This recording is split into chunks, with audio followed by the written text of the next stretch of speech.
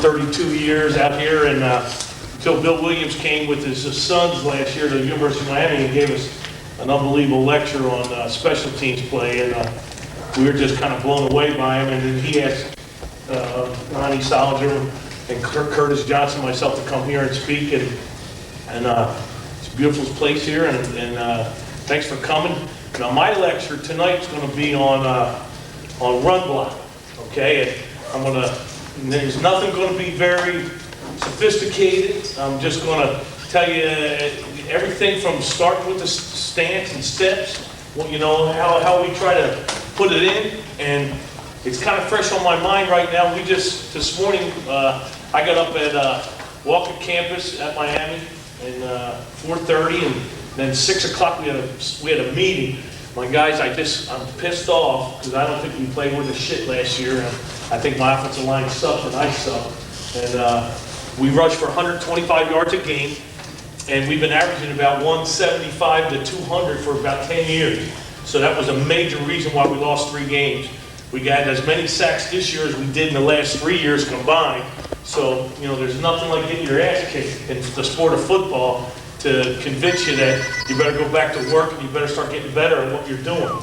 And one of the things I did, I was talking to a couple of coaches here just a minute ago, is I just told my guys, because you know how colleges are nowadays. You got kids that have, well, you know, they're in their 4th year, so they have an accounting class that's only offered when you practice. Okay, beautiful. That's a beautiful thing. And or we can't meet after practice because they have, you know, night classes. Well, I figured out that at 6 o'clock in the morning, there's nothing going on except us sitting around talking ball. Okay, so we're meeting all spring, and I'm going to do it as much as I can. And I tell them after practice every day, I say, look, go eat, go to study hall, go take your night classes, do whatever you want to do. But I'll see you at 6 in the morning. Okay, and I did that this morning, and Coach Coker is getting into it because he's come to the last 3 meetings, and it's just a good thing. You know how offensive linemen are.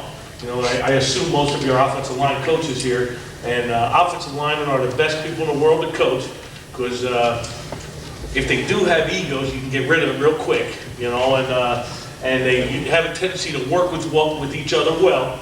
And I really like our attitude and our work ethic. We've really studied our film hard in the off season and pointed at some things that you talk about technique, but it really, to me, what it gets down to is how willing are you as a coach to demand of that kid to use that technique.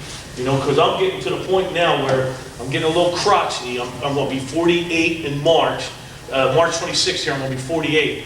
And I told my guys, I go, I love my job. I've been at Miami for 27 years, and I says, and I don't want to lose my job. I just had my first son, my first baby that I ever had, a little boy, Jake. And you start paying the bills at home, and you start realizing you better block guys and get it done, you know.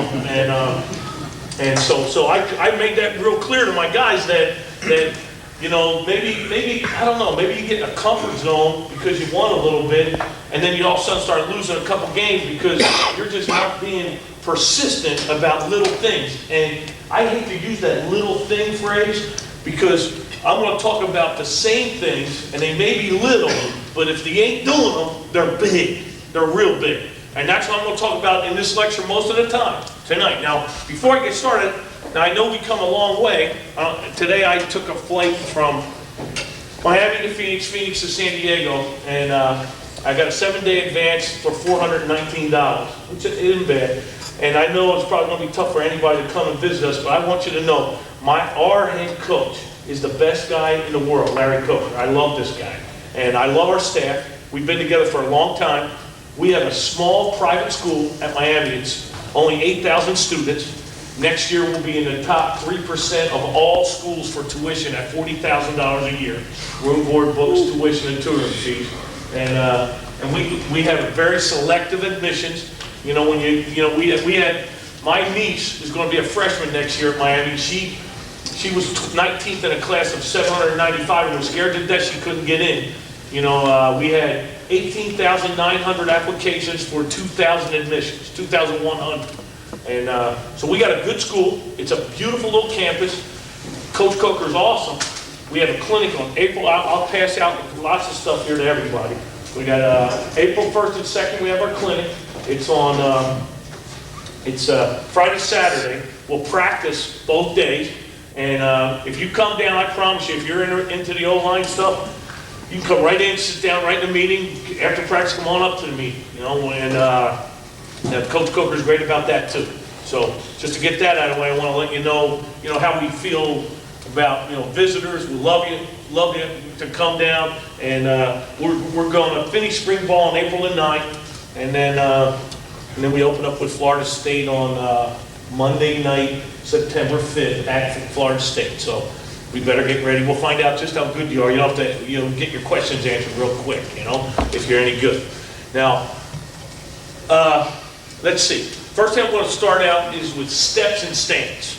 Okay, and I think this is another thing that is kind of, I think we have a tendency to rush through everything.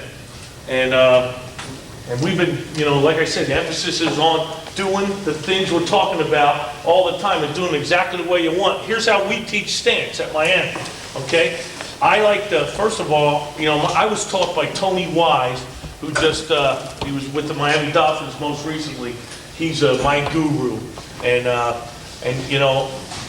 I just think, to me, when you start teaching the stance, you have to want your kids, and you talk to some of the other line coaches around, and they'll tell you, well, some kids are long, some kids are wide, some kids have feet that bend, some kids don't. But you still want to demand certain things out of the stance from any kid that you're dealing with. So we tell them to start off the stance. I'm a right-hander, okay? So I'm going to go right foot back. From left-hander's left foot back. And to start off the stance, I'm going to go toe to heel, slightly more than shoulder width. And the biggest problem we have isn't skinny stances. Would everybody agree with that? When you're teaching a kid a stance, the problem you're going to get is, oh, your stance is too skinny. That never happens. It's because your stance is too wide. And then you got a problem getting your hips locked out and not stepping correctly and understepping and false stepping all the time. Okay? So we're going to emphasize a little bit more in shoulder width, and then the first thing we want to do is sit down and actually, I'll tell you this. When we bring in visits to the University of Miami, if I don't know that much about you as a line, we can't test you. We're not like the NFL. We can't vertical jump you and run you.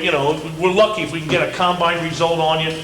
But one thing I do is I take them into my meetings and I have them do a couple tests. I think this is a real indicator of your athleticism, okay? I have them act like they got a bar in their hand and Bill Williams taught me this, positive shin angles. Positive shin angles means they're going from the knee out down to the feet, okay? And you're gonna sit like this and hold a bar like this and see if they can just come down and go up like that, right? Just sit down and go up like that. And you have a kid do that, and it's amazing how kids that are not working on flexibility, are tight in the Achilles tendons, are not really in the squat rack, have weak cores, and the core is everything. The core training. What we're doing at Miami is emphasizing, I never knew this shit, you can see from my abdominals, but the abdominals, the lower back, ass, hamstrings, quadriceps, that's what we're training all the time.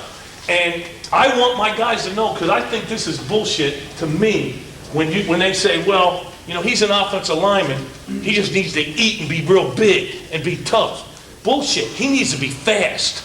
Offensive linemen need to be fast, they need to be flexible, they need to be quick, they need to be explosive, they need to be athletic, or that bitch on defense that, how many guys in this room have been in a staff meeting and the first thing they say is, well, little Johnny over there, the guy, he can't run real good, and he's not real big, and he's not real tough, but give him the art, he'll make him a good player. Yeah, bullshit. I ain't making nobody a good player. I'm trying to get guys that are fast and tough and work hard and have character and everything. Everything that you guys are trying to do, I'm trying to get them the same thing. Because I guarantee you, when we play Florida State, that's our litmus test every year.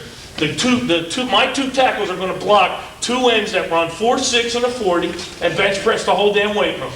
And if they're screwing up in any way, getting in a bad stance, not pushing off the outside or opposite foot, not changing direction smoothly, we're going to get our ass kicked. Okay, so we're trying to make our offensive linemen as athletic, and the things that I ask offensive linemen, I get me unnerved, because this is what we test. Andrew Swayze and Victor Ishmael, our strength coaches, come down, they're awesome. They're unbelievable. That's the best part of what we got. We've got great athletes, but we've got a great all-season program. And they're building their mind, not just their body. When they get to us for spring practice and for the fall, these guys are ready to fight your ass. They got the eye of the tiger, okay? Because they've been trained that way. Anybody that thinks that you're going to win or you're going to be a champion any other way, it just doesn't happen. And I think our guys are as good as it gets. And when I ask them, I don't really give a shit what an offensive lineman runs at 40. I'll ask, but to me that's about 9th or 10th on the list. I want to know what he does a short shuttle, okay? I want to know, can he go 5, 10, 5? About as fast as he can do it. I want to know on that diamond drill, everything that the NFL's testing on them cone drills. When we do it every year, I watch and I'm like crazy. Because that's what football is in my position. In offensive line, that's all you're talking about. How quick are you? How explosive are you in a small area of play? Okay? So I'm not really interested in the bench press either. I think that's maybe 11th on my list. Okay? If this is football, then I'm not watching film a lot because I don't see this shit in football very often. I don't see guys with their hands outside the framework. That's just the opposite of everything we're going to talk about in this lecture. I'm not going to talk. I want to tell my kids, and I used to say put the hands inside. I don't say that anymore because you get the hands inside and the elbows are still outside. I say squeeze the elbows. Okay? That's all I talk about. While we talk about it, you'll hear the same bullshit come out of my mouth. And you come to practice, you go to a meeting. I'm not getting sophisticated. I'm not changing what I'm doing. Squeeze your elbows. We're talking about it all the time. So I want to know how a kid handles that machine where he grabs the boom and explodes his hip strip that we got in the weight room. I like that one. Okay? I want to know what he squats, but I want to know if he's squatting. I have my kids do squats every way. Put imaginary bar. Just tell a kid to put the imaginary bar on his back. And they're so tight in their upper bodies that they can't even let their hands sit down there like the bars in there. They're so tight they're like this to hold the bar. Right away you got a problem. That kid's going to have a problem getting extension. He's going to have a problem squeezing his elbows and getting in on somebody. So you better realize, I tell my guys, you're in Miami, you're on a full scholarship, and if I get about 5 of them now out of about 13 that they're so tight it's ridiculous. I watch them stretch every day. I pay attention to them stretching all the time, and I go over there and I annoy them about it. And when we get done practicing, every day I make sure my kids stretch their balls off when they're done practicing. I don't let them leave the field unless they're doing a very difficult stretch. They taught me a new one the other day. And spread your legs, face the other guy, put the feet on each other, and grab your hands across and do this kind of churning motion. So you're going back and forth and just working on them groins. Because you know something? You better have this area right here in your lower back and groins. You better be able to sit down here and do a lot of shit. I have them duck walk. I have my kids do side lunges. I get them under air. I look for shit that's low that they can go on all the time after practice, okay? So if you're not getting the point here is you're playing the most high collision sport in the world, football. It requires year-round maintenance of the body, okay? And if you want to be good at your position, you got to be a leverage freak, okay? That's what we talk about, getting leverage on people. And the only way you can do that is to be flexible. And that's it's the most understated thing, and it's the most important thing to me. Because if you can get flexible, you're going to improve your vertical jump, you're going to improve your short shuttle. And those two things are, to me, this action, whoop, going up as high as you can, that's going to propel you off the ball too, okay? And here's why I'm convinced. When we started this program maybe 10 years ago of cleans, deep squats, front squats, lunges, step-ups. I don't know if you guys did step-ups. I watch our kids do these step-ups with weights on a bar. Just sit like this, boom, drive the leg up, get back down, put this up, boom, drive the leg up, come on back down. Lunges down the whole weight room, okay? When we started this, I went back and looked at my file, and I had 20 years of files of testing.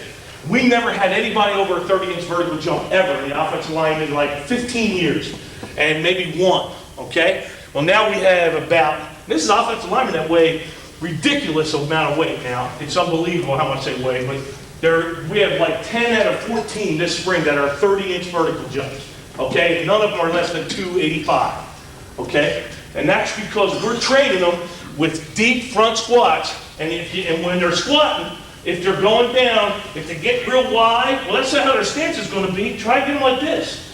Down, boom, right in the bucket, and bring it right up. Nice and smooth, not speed, technique, and that's all our guys are emphasizing. When our freshmen come into our program, they don't give a shit how much you're lifting. We're real low weight, and they're monitoring everything you're doing.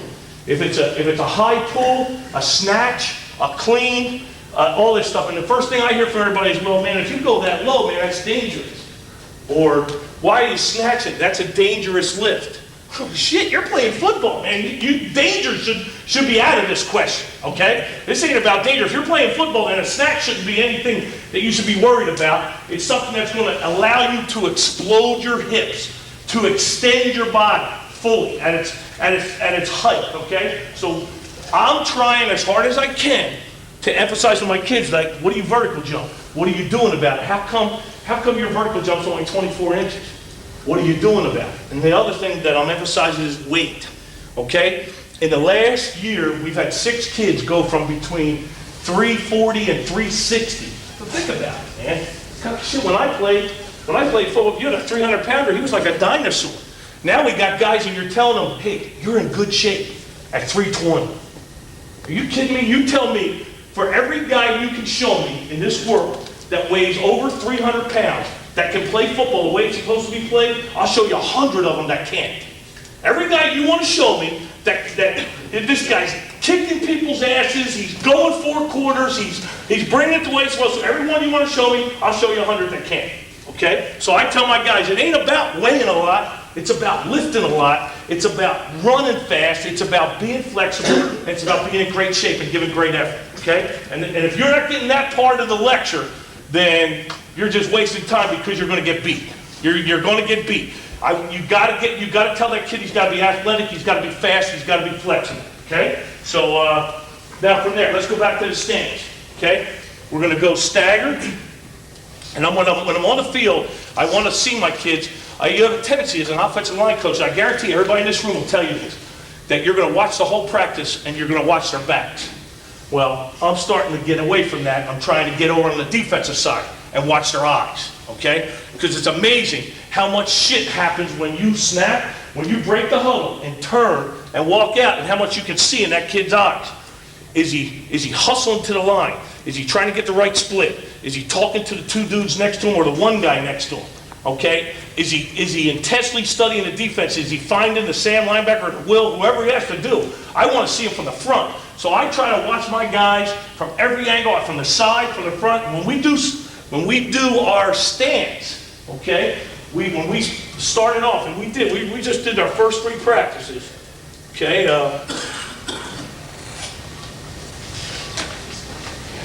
We have a stance and step drill. Okay? And we do this, I don't know if you guys can get this done, but I love this, you know. And for a little private school, we got a nice hunk of land with football, but it's amazing. When it comes time for the offensive linemen, where they go, why do they always go to all the dog shit grass? You know, why do they always say this is the awkward thing in the world? You know, we got, you know, it's like, you know, and then as soon as you get your ass beat, you know, they're running double games on us the first practice, and we're getting our ass kicked. And Art, do you ever work on pass protection down there? You know, like, fuck you. You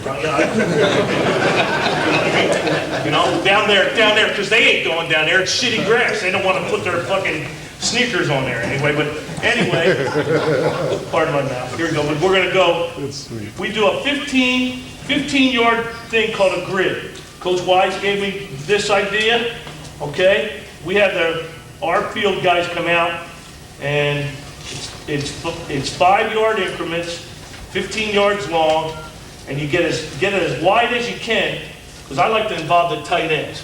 I like to get the tight ends over there as much as I can, because I think that, to me, I love the tight ends we produced at Miami in the last. Bubba Franks and Jeremy Shockey and Kellen Winslow are as good as it gets. And we get them the football. Well, you know what I like about them? They're all tough son bitches, and they're all take a lot of pride in blocking. Okay? It's just like wide receivers. I tell wide receivers before every game. I don't coach other guys. I just kind of nibble at them a little bit when I see them. When they're coming out, I always tell wide receivers. I go, look, you want to catch 6 balls tonight? Block your balls off. Okay? Because I guarantee you, if you start the game off with your wide receivers just going after son of a bitches as hard as they can, I promise you, DBs, especially corners, because corners we think are gay, most of them. Okay? corners that see wide receivers with a maniacal attitude it changes the whole outlook of the game, the whole perspective of the game. So I tell them, when we play, this is what we talk in terms of Florida State. Who we got to beat every year. We have to beat them. They're the toughest team on our schedule. And when we talk about Florida State, we talk in terms of it's like the NFL. It's a 4-yard gain is a great play, okay? That they have, everybody on that defense is a werewolf. So if you're going to screw around and make a bullshit cut and go over there, or you're going to be half a count late off the ball, or you're going to bullshit around and do that stuff, you're going back to the huddle at 2nd and 12, and you're punting, and you're probably going to get your quarterback hit. And you might have a turnover, okay? So that's how we look at it in terms of do the little things, chase corners, chase safeties, make life miserable for them, and make cuts right now. We tell our tailbacks, a 4-yard gain's a big gain against Florida State. So don't make 2 cuts, make 1 cut, and square up your pads and go north and south. And then try to give them the lick rather than take the lick, okay? Anyway, getting back to this. I put the linemen, I put their balls right on the line, okay? And I'll put tight ends, stretch out as much as you want. And what I like about it is, you know how linemen are. Usually to get to that thatch, that pile of pus that we work at, you got to jog 211 yards to them too, because it's so far in the Netherlands, nobody knows where it is. So, but having this down there, for me, is good because as we're jogging, I'm telling them, get your ass on the grid right now. First line, second line, third line. Line it up. Then we're going to do stancy steps. So you know how linemen are. They'll finally get down there, they'll breathe heavy and just kind of, just wobble around for a while. I want them to get lined up and let's get to work, So we're going to do that. We're going to put them right there. And then we're going to work stance and steps, okay? And I want them straddling the line with their crotch, and I want them to work, just like they would as a line when they take the line of scrimmage. And when we take the line of scrimmage, we have the center with the ball in his hand, and we're going to get into this too. Coaching the center is something that I found out over the years you neglect more than anybody on your offensive line, okay? Because you just assume, well, that guy's got a hard job and he's got the ball there, and if he gets it to the quarterback, man, I'm just happy about that shit. That's really good. That's a bunch of bullshit. Because you better coach the hell out of him and make him better than, because to me, the 2 most important parts on that line is that center and that left tackle. This guy against right-handed throwers, but they're going to give you the best rusher, and most quarterbacks are right-handed, and then you got to protect that edge. And this guy has to be your leverage freak, your call out the front guy. That center's got to do it all for me, okay? So I try to get my toughest guy or my best athlete to play center and left tackle, and then we'll get the rest of them from there. When we get here, we'll do first thing we'll do is an up stance, okay? We'll go up stance, and then we'll go down, and then we'll work a 2-step drill and a 6-step drill, and I'll go over them with you, okay? And they're really monotonous and boring, but it's really important that you do it a lot, and it's really important that you monitor your stances. I started looking at a film. It's amazing. because you start studying your film in the month of February, and you get till you look at an early game, and all your linemen are in nice stances, the splits are good, they look all evened off, and now all of a sudden you look at it, the 7th game of the year, and you got guys off the ball, you got them, you're letting them, they're hitting wide, so you got to get back to that stance drill, and you should do it at least once a week, but do it all the time during your camp. Anyway, getting back to the stance, here's where we start. Take the fat of the forearms, put on the fat of the leg, just sit them like this, okay? And look at them from the side. Make sure that they got a C-curve in the back. Make sure that everything's pointing at the goal line. We always talk about the compass. There's an internal compass in every offensive lineman that's playing football. And you're not going to play at the goal line, but as soon as it comes off the goal line, you got to go back to that goal line, okay? And it starts in your stance, and I want, if you got a guy that's 10 or 2, well, then you got to tell him heels out, toes in, and get him pointing at the goal line, okay? Tell him that. Tell him, don't allow him to do this, because to me, one of the most important things about offensive line play is, if I'm going to this side, I got to push off this side. And if I'm going to this side, I got to push off the opposite side, right? And in order to do that, I have to do what I learned from Bill Williams, positive shin angles, and work the whole inside of the feet, the whole inside of the foot, okay? And I want to be able to push off and get my foot up the field and get in the ground as fast as I can. So when I come down, I want to feel that as I sit down. I got a C-curve, I got chin, eyes, shoulders, hands, knees, toes, everything going at the goal line. And watch your kid, because if you don't, they're just going to do it casually. You're going to see the guys with the bad Achilles tendons can't even do this drill because they go right up on their toes, So you got to work them. There's a toe board we have in our training room. I work them on that toe board, man. Get them on there. Have them do squats on that thing. And stretch them. Remember what I said. Stretch them after practice when their body's hot. Stretch them and make them work their ass off and stretch them. Don't just do a bullshit around.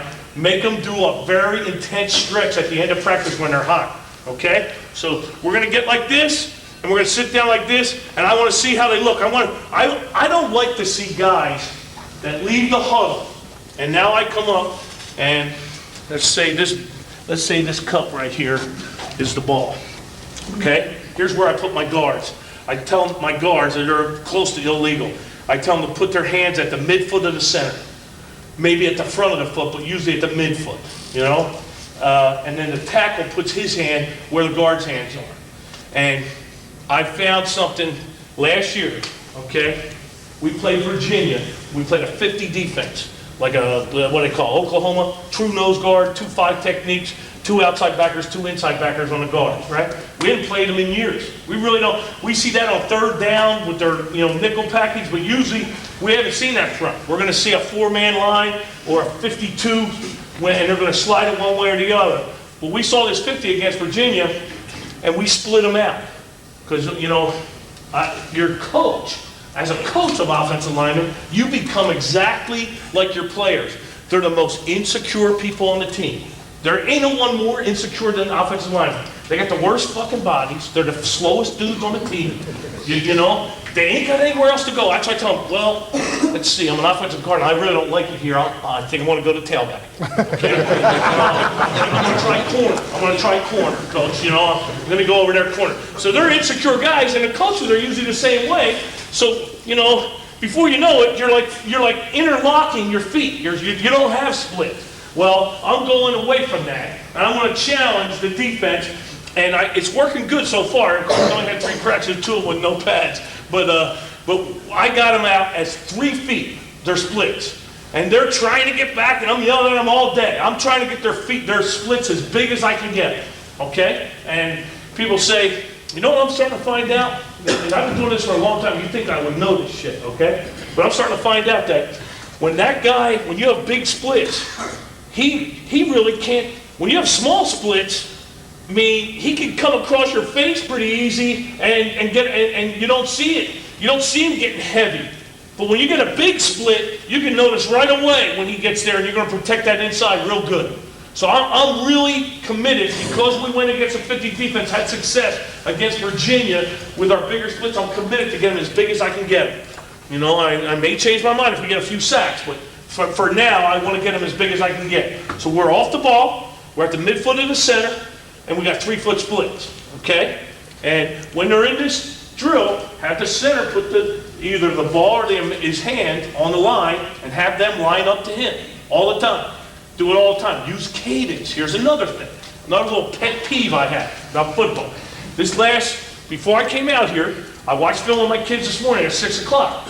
And I noticed that our 2 young quarterbacks are both going, and if you let them, they're going to do this. And if you let your head coach do this, and you got to counsel, you got to be, you got to counsel with them and everything. I know head coaches can gnaw your rocks off. Mine's have been gnawed off plenty of times.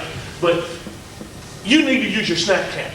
You need to emphasize cadence in every section of your practice, okay? Because this is one thing I figured out when my mom signed me up for football at 7 years old, and they put me in a huddle. She dressed me and shit. I didn't even know how to get dressed. And you break the huddle and you go, well, wait a minute. He doesn't know when the ball is being stacked, and I do. Oh shit, that's a pretty nice thing going on there. But you're going to take that away because you're going to go on first sound every time, or on 1 every time. And that's what we just did. And I let it happen for a whole practice.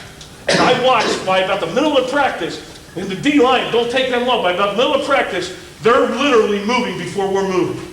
So how are you going to let that happen? And how are you not going to use that one advantage you got? And why wouldn't you use that in every section of your practice? I would use cadence all the time. And I end up losing my voice half the time. Okay? But I use cadence as much as I can. Because I want them, and I let the quarterbacks get away from them.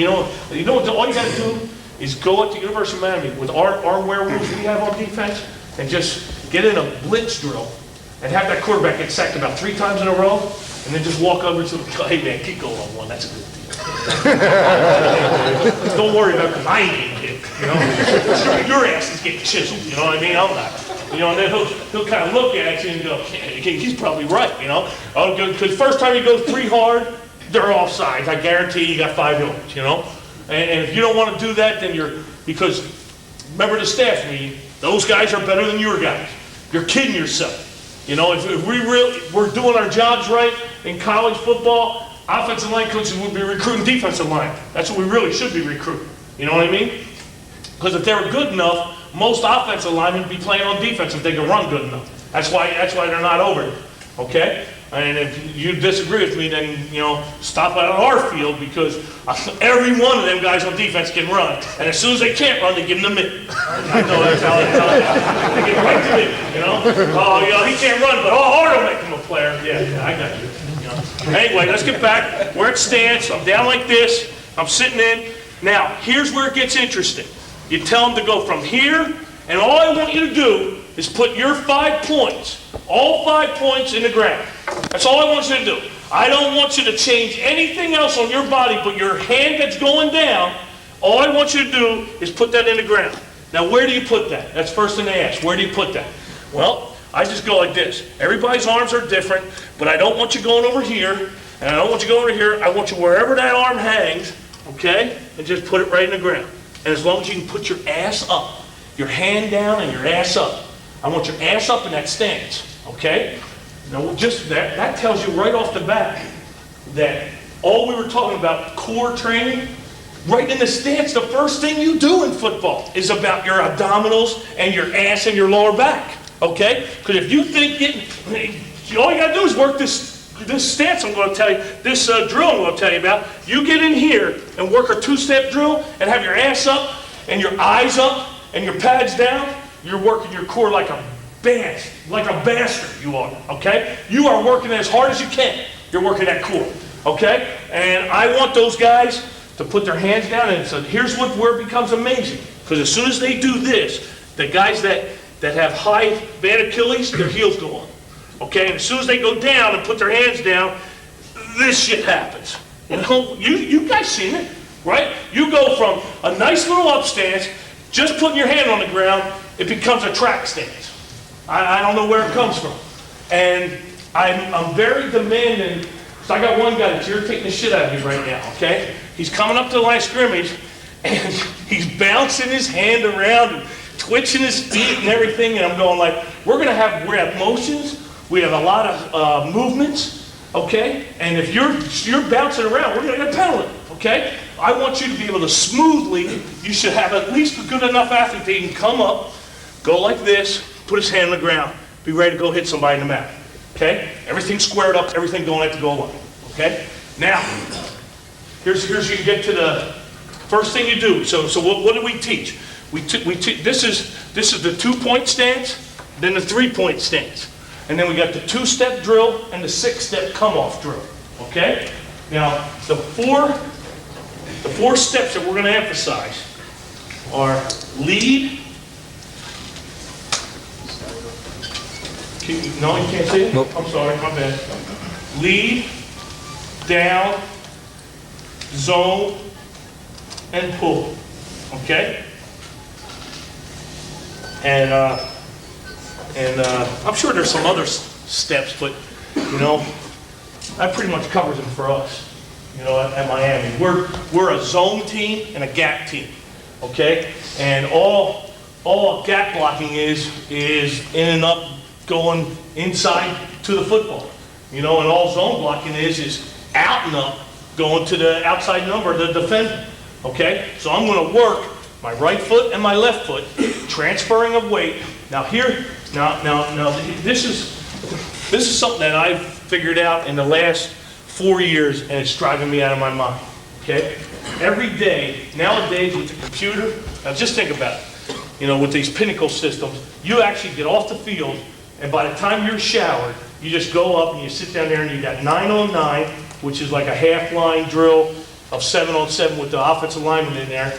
Then you got inside run, and you got blitz drill, and you got team drill, and it's all carved up, and you just put it out right on your computer. And you're sitting there watching, you know? And you're sitting there looking at it, and you're going, wow, that's phenomenal that you could do that. So all that shit's getting filmed.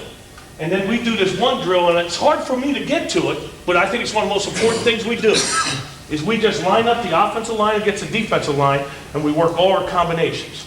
You know, we'll go backside scoops, front side reach blocks, we'll work one-on-ones, we'll work down and arounds, we'll work everything we can. Any kind of tight end tackles, guard centers, all the combination blocks. And here's the biggest problem we're having at the University of Miami. The number one problem is that we practice all these steps. Now watch, and I get them to do it. Before we get in our stance, I get them to do it with their hands on their hips. And we'll go lead. And here's what I want you to do. I don't want you stepping there on a lead. I want you small steps. So we're going to go 1, 2, get both feet in the ground. That's lead step. Lead, I'm going forward. That's all I'm doing. We'll use that on mash blocks where we're coming back, we're veering back to somebody, where I want to anchor this guy. We'll lead. Okay? Now zone, to me, is just like a power. It's an out and up or an in and up. So if I'm going right foot, I'm going to get my eyes to the target, which is the outside, the shoulder, or I've heard some guys go armpit or whatever. You better get your eyeballs to this side of that man, okay? In order to do that, you got to do this, 1, 2, and get your body over there, into that track. I call it going from track 1 to track 2. So you got lead and you got zone. Then you got a down block, okay? Everybody does these. If Coach here was a 3 technique and I was the center, I was the left tackle, and he's a 3 technique, and this is a left guard standing next to me, I'm going to down block this guy, and then we're either going to kick or wrap around for the linebacker, whatever you're going to do. So everybody's going to down block in almost any offense you're in, okay?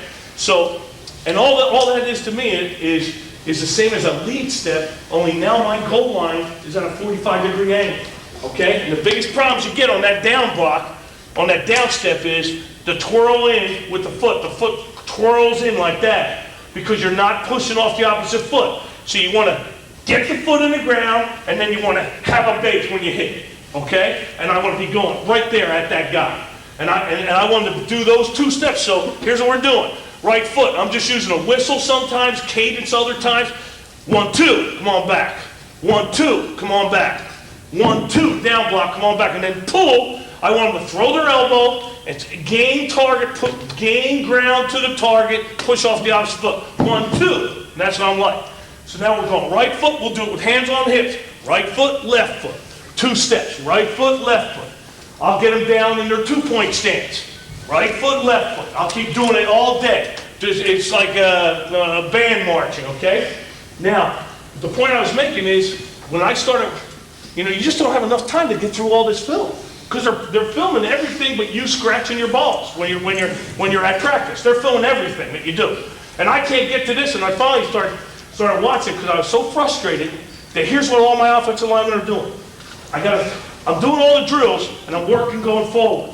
I'm working this, I'm going forward. You gotta go forward, you can't go. The only time I tell my guys to give ground is if I'm a left tackle and I got a guy out in space. I'll give ground only to get ground. That's the only time I don't want to give ground. If I'm in a run blocking, I tell my guys, unless we're doing a draw, every single run we run at Miami, we're trying to go off the ball. And until you get it committed, until you get your kids committed to stepping forward, and it sounds so easy, in all your drills they're doing it, and then as soon as you get into a inside run drill or a combination block drill, this is their steps, side to side. I call it the Karate Kid movie, you know what I mean? We'll go side to side, side to side. I got this guy, and now I'm going like this. No, side to side. It makes me sick. I'm talking 325 pounders going side to side because they have made up their mind that I've got the snap count, but I'm a little nervous about getting my head to the play side number, so I'm not going to come off the ball and hit him in the target. I want your eyes right there, and I want you going forward. Do I want you going forward a lot? Nope. And you know what the biggest reason they can't do it is? Because they're worried about that guy moving on. Because everybody's moving defenses now. Everybody's pinching, gap stunting. How our defensive coordinator, Randy Shannon, this guy's unbelievable. He used to go 8 practices and just tell you how, I'm just going to play the 2 fronts, He said, we just had 3 practices, and he didn't have one vanilla front the entire, everything's gap, pinch, boom, blitzes, double mix, combos, cross blitzes, So as soon as they run that shit, and your kid's coming off the ball, if he misses, he panics. So he figures, I'm going to be better off if I just step to the side, or step backwards, which is even worse. And I'm telling you, this is what I figured out. Their D-line coach, Greg Marks, our D-line coach, all he's teaching that kid is to do is read that hat. Read the football, and they're not really reading it, they're just listening to the quarterback who's going on 1 all the time. So, He's coming off the ball, and he's lined up all sides. He's a cheating motherfucker, too, anyway. Lined up all sides. So, and all that guy's doing is shooting his hands and driving his hips up the field. And you're doing this to him. Or you're doing sideways. You think you're going forward, but the film doesn't lie. You're going sideways. You're the Karate Kid, side to side, okay? And I told him, please figure this shit out. And I don't want a lot forward. I just want hell, I'll take half the foot. Just move the pitch forward, okay? Because I swear to you, if you do this in football, these get locked out and he gets moved off the ball, okay? You'll hit him before he hits you because you know the cadence, and you'll move him up. And you don't have to move him a lot. Hey, we get some shitty players, we'll just blow the guy off the ball back over there to that desk, That just means he's a shitty player. You get a good player, move him this much, and you're doing something good in offense, I guarantee you. And that's how you got to judge yourself, is how you're doing it against good people, okay? So now we go to a 3-point, and we go 2 steps. Same drill. Use a whistle, use cadence. Use a whistle, use cadence. Demand quickness. Now what are you saying while all this is going on? Step forward. That's what I'm saying. No Karate Kids. Okay? Eyes down, pads up. Pardon me. Well, pads down, eyes up. I'm losing my mind. Pads down, eyes up. Because that's the next thing that happens. If you don't use shoots and boards, and if you don't constantly hit low, this is what I figured out. I can hit you low. If you're a 320 pound, think about the ass whoopings that, as an offensive line coach, I've taken at the University of Miami, okay? We've got Warren Sapp, Cortez Kennedy, Jerome Brown, holy shit, so many else. Orion Harris now is just wreaking havoc and spitting on me every day, okay? He's just whipping our ass, okay? So many of them have been through our place just kicking your ass, and they're the guys that you better be ready to deal with. You better be ready to deal with those 2 inside guys, because we're going to have great athletes outside. They're going to re-rep your receivers. And if you can't mess with those guys and establish some sort of running game, they're going to humble you. And I've been humbled so much. Every spring, I'm close to, I haven't broke yet, but I'm close to turning the drain. I tell my guys all the time, Jack Daniels, I want to go to the whole 9 yards, because we just get killed. I mean, we get killed. If we have a modicum of success, it's 1 day out of 15 is good for us at Miami. We're just getting our ass kicked. But when we're doing this drill, it's amazing when the human being gets in front of you that now all the drills you've done, now you're not doing it. You're not stepping forward. And the only thing I can figure is he's concerned that that guy might pinch on him. And what pisses me off, most of our blocking schemes are combination blocks or zone blocks. So that tells me that you're not only not confident in yourself, you're not confident in the guy next to you. You don't think he's going to cover your ass. If I step correctly and feed him in there on a zone block, I should be able to cover that guy, you know, with the guy next to me. So that's all the more reason that you want to teach him to get off the ball. Go forward, get off the ball. Tell him to go forward. And not big steps, small steps. So now we're getting a 2-step drill. And now we'll do lefts. And what I do in a 2-step drill is just go 1, 2, come on back. Get back in your stance. 1, 2, and I'm winding up my hands, but 1, 2, shoot the hands. Down and in, shoot the hand. Shoot the hands, down and in. Squeeze the elbows, shoot the hands down and in. Don't lead with the hands. That's, once we taught extension of the arms in football, everybody wants to hit with the hands. The hands come with the face. And I know you're not supposed to teach, but I don't teach shoulder block, and I don't believe in that nonsense. I don't believe your shoulders are going to get involved, but I don't tell anybody to go hit with your shoulder, because that shoulder's going to get tore off. I tell people to hit right with the eyeballs and their hands. Because if those two objects hit the guy at the same time and you extend the hips, now the whole body's working together and you're protecting yourself. Okay? Look the block in. Now you're doing this drill and I'm telling them, don't show me your numbers. Pads down, eyes up. Small steps. Push off the opposite foot. Give me a good stance. Everything's facing the goal line. All the same things. All day long, you're teaching the same shit. You know, did you turn? Turning. I hate turning. Okay, remember we talked about the compass, okay? In the compass, okay, it tells me if I hit a guy and I start to do this, I gotta correct it, you know, so we do refit drills, okay, which I'll get into. But you really wanna make sure you're emphasizing the same stuff all the time. And if you're with young kids that are just breaking in your lineup, break them down as far as their stance and their steps. Break them down. Make sure they're doing it as good as they can do it. Okay? Then we go to a 6-step drill. Once you get them oiled up, now we're going to come off and go 1, 2, 3, 4, 5, 6. Go right back. That's a grinder. That's a grinder doing that. 1, 2, 3, 4, 5, 6 lead. 1, 2, 3, 4, 5, 6 zone or down. 1, 2, 3, 4, 5, 6 zone. 1, 2, 3, 4, 5, 6 pull. Okay? Then come on back. Get in your stance right away. And they're retracing their steps.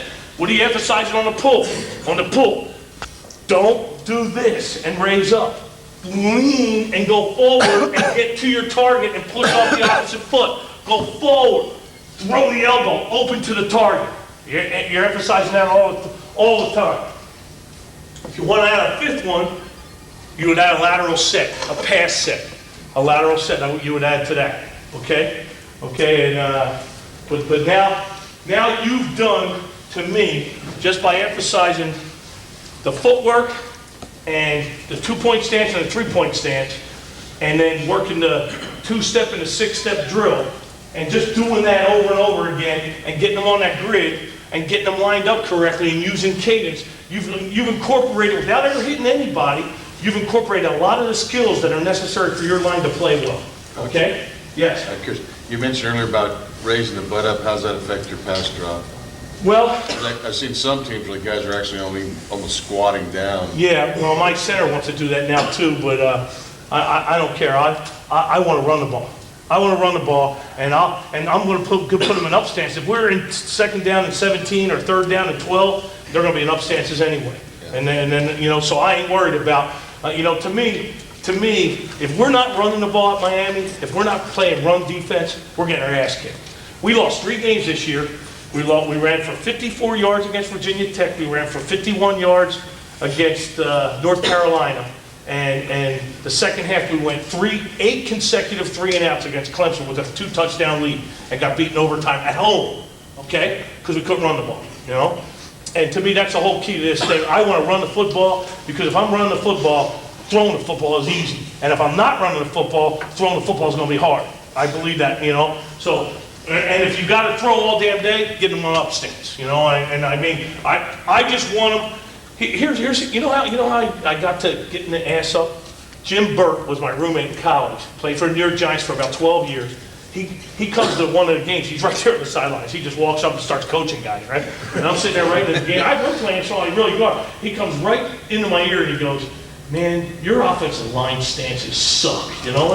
He goes, look at those guys. If I lined up over them, I'd beat the shit out of them just because they look soft in their stance. They all look like little babies, you know? He goes, man, get your kid up. So he looks like he's going to just cobra you. He's going to hit you in the mouth. There's something to that if you get in a stance where you know, now you don't want him like this, you know, but you want him in a stance where you can lateral sit and kick slide a little bit, but more that you can operate all your steps that you need to do. And it wants to look like a stance where you're going to get hit in the mouth.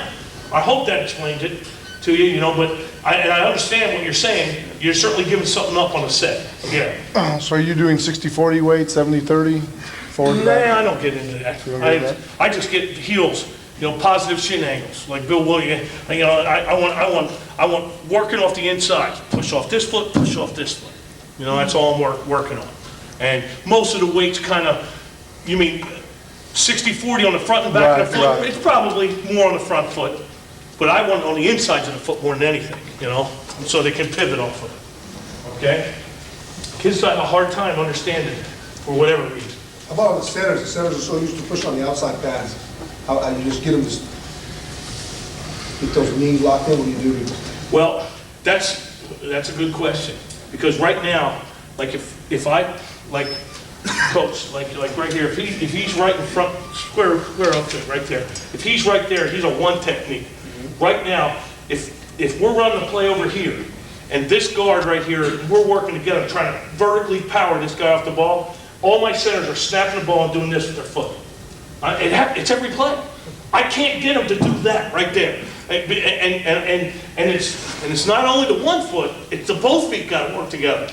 And what you're saying is, I don't know, maybe because they have to be more balanced in their that it tends to get on the outsides of the feet. But man, to me, if I'm going to block this, I need to do that right now to get into that guy and get square, so that guy can come in and we can make him go vertical, so we can have a crease.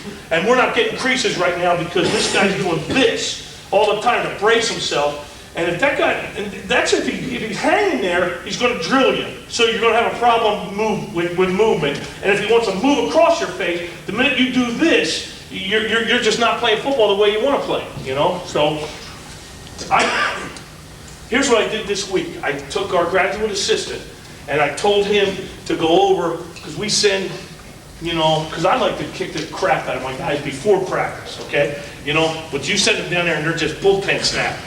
Well, now we're starting to make that all more intensive about putting the backs in there, having the quarterbacks really work on pivoting and getting out of there, working all the hard snaps, the back blocks, all those reaches. But then we're doing head grabs on them, you know, coach, like you're talking about. You know, now getting people just stand in front of them, grab your head to see if you can get back if it's a pass. Or make sure you have a guy at least there with a shield, so if you're doing a block, you're going forward and you're working on that. Otherwise, you're going to get bad habits, and if you don't address it, and that's a guy that I haven't been coaching that much. I'm going to coach him a lot more than I've been, you know, and it's just a failure on my part to get it done. I hope that addresses it a little bit, but I know that's kind of an interesting part of the whole deal.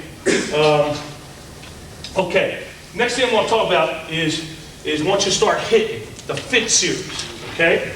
Okay, and we do a thing called Fit and Finish is the first one. This is the Fit series.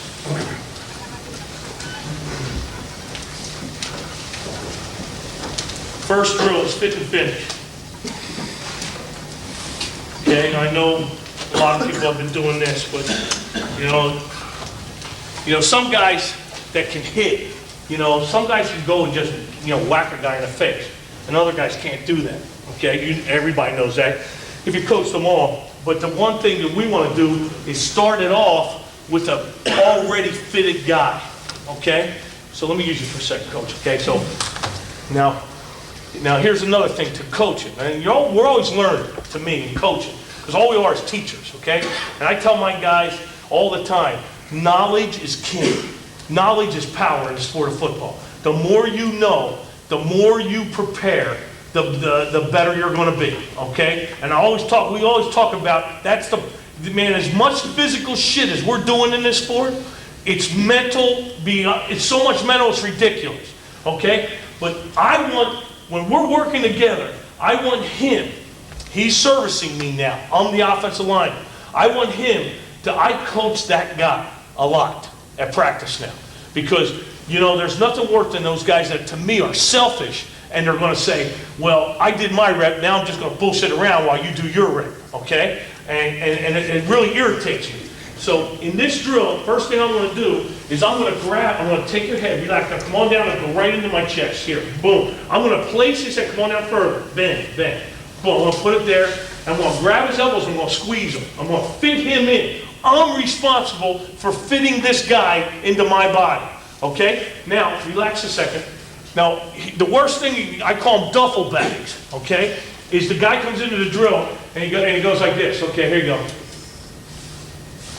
He's standing completely straight up. He's rubbing. To me, you got to get involved in this thing. You got to take his elbows, squeeze them, put the head right in there, put the eyeballs right there, squeeze him, get fit, bend down, okay, and get this guy so he's fit in there. Flat back, head where you want it, squeezed elbows, okay? And then if you got to stagger a little bit, now you're probably way too much staggered, okay?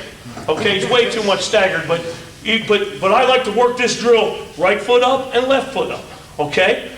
And all we're going to do, and go ahead, come on down, and you're in there, and all we're going to do is on a whistle, you're gonna drive me off the ball, and I'm gonna I talked to him about give ground grudgingly.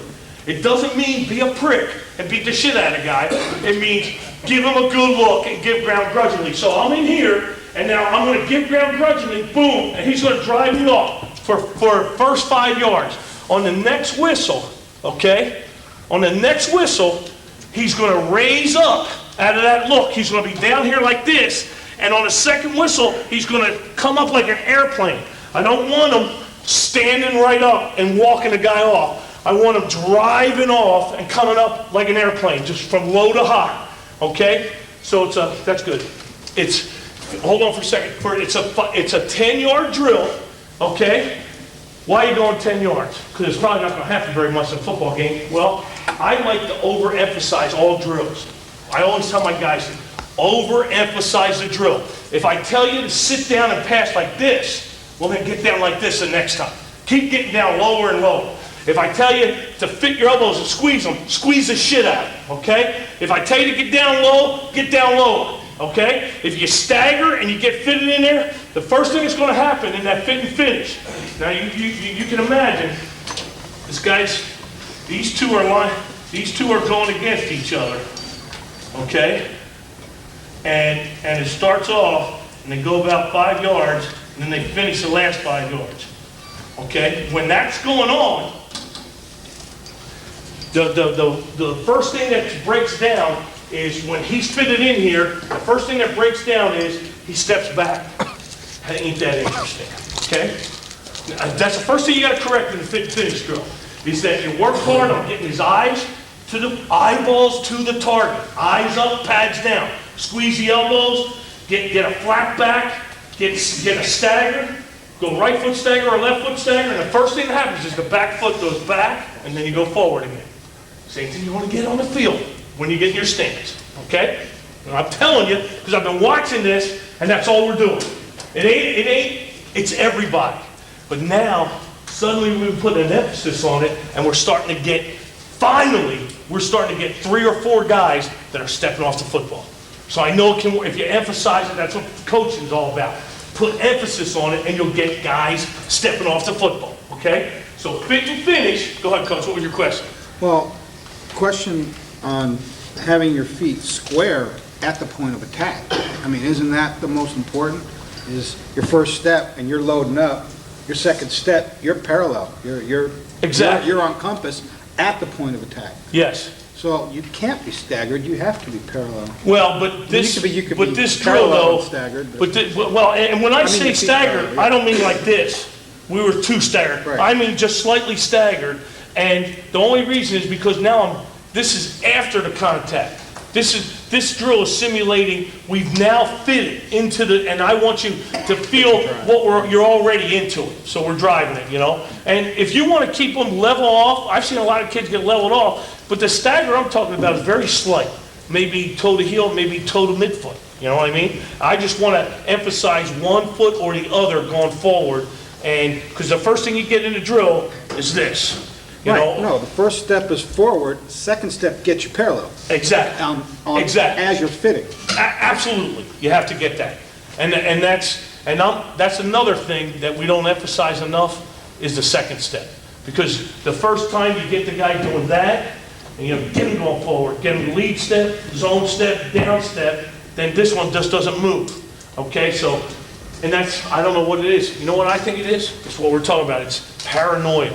I'm doing this, but I'm gonna leave that in the ground because I think that guy's gonna come back door on me, you know what I mean? And you gotta be convinced that it's gonna happen, but the good things are gonna happen if you sell out and go forward and get both feet in the ground, okay? The next drill we do is refits, okay? Anybody have any questions on fit and finish? Okay, yes, sir. After the first 5, they go down and then, Now, if the first 5, they're just staying at the same level. On a second whistle, they extend, drive their hips, and finish on the level of an airplane taking off. Okay?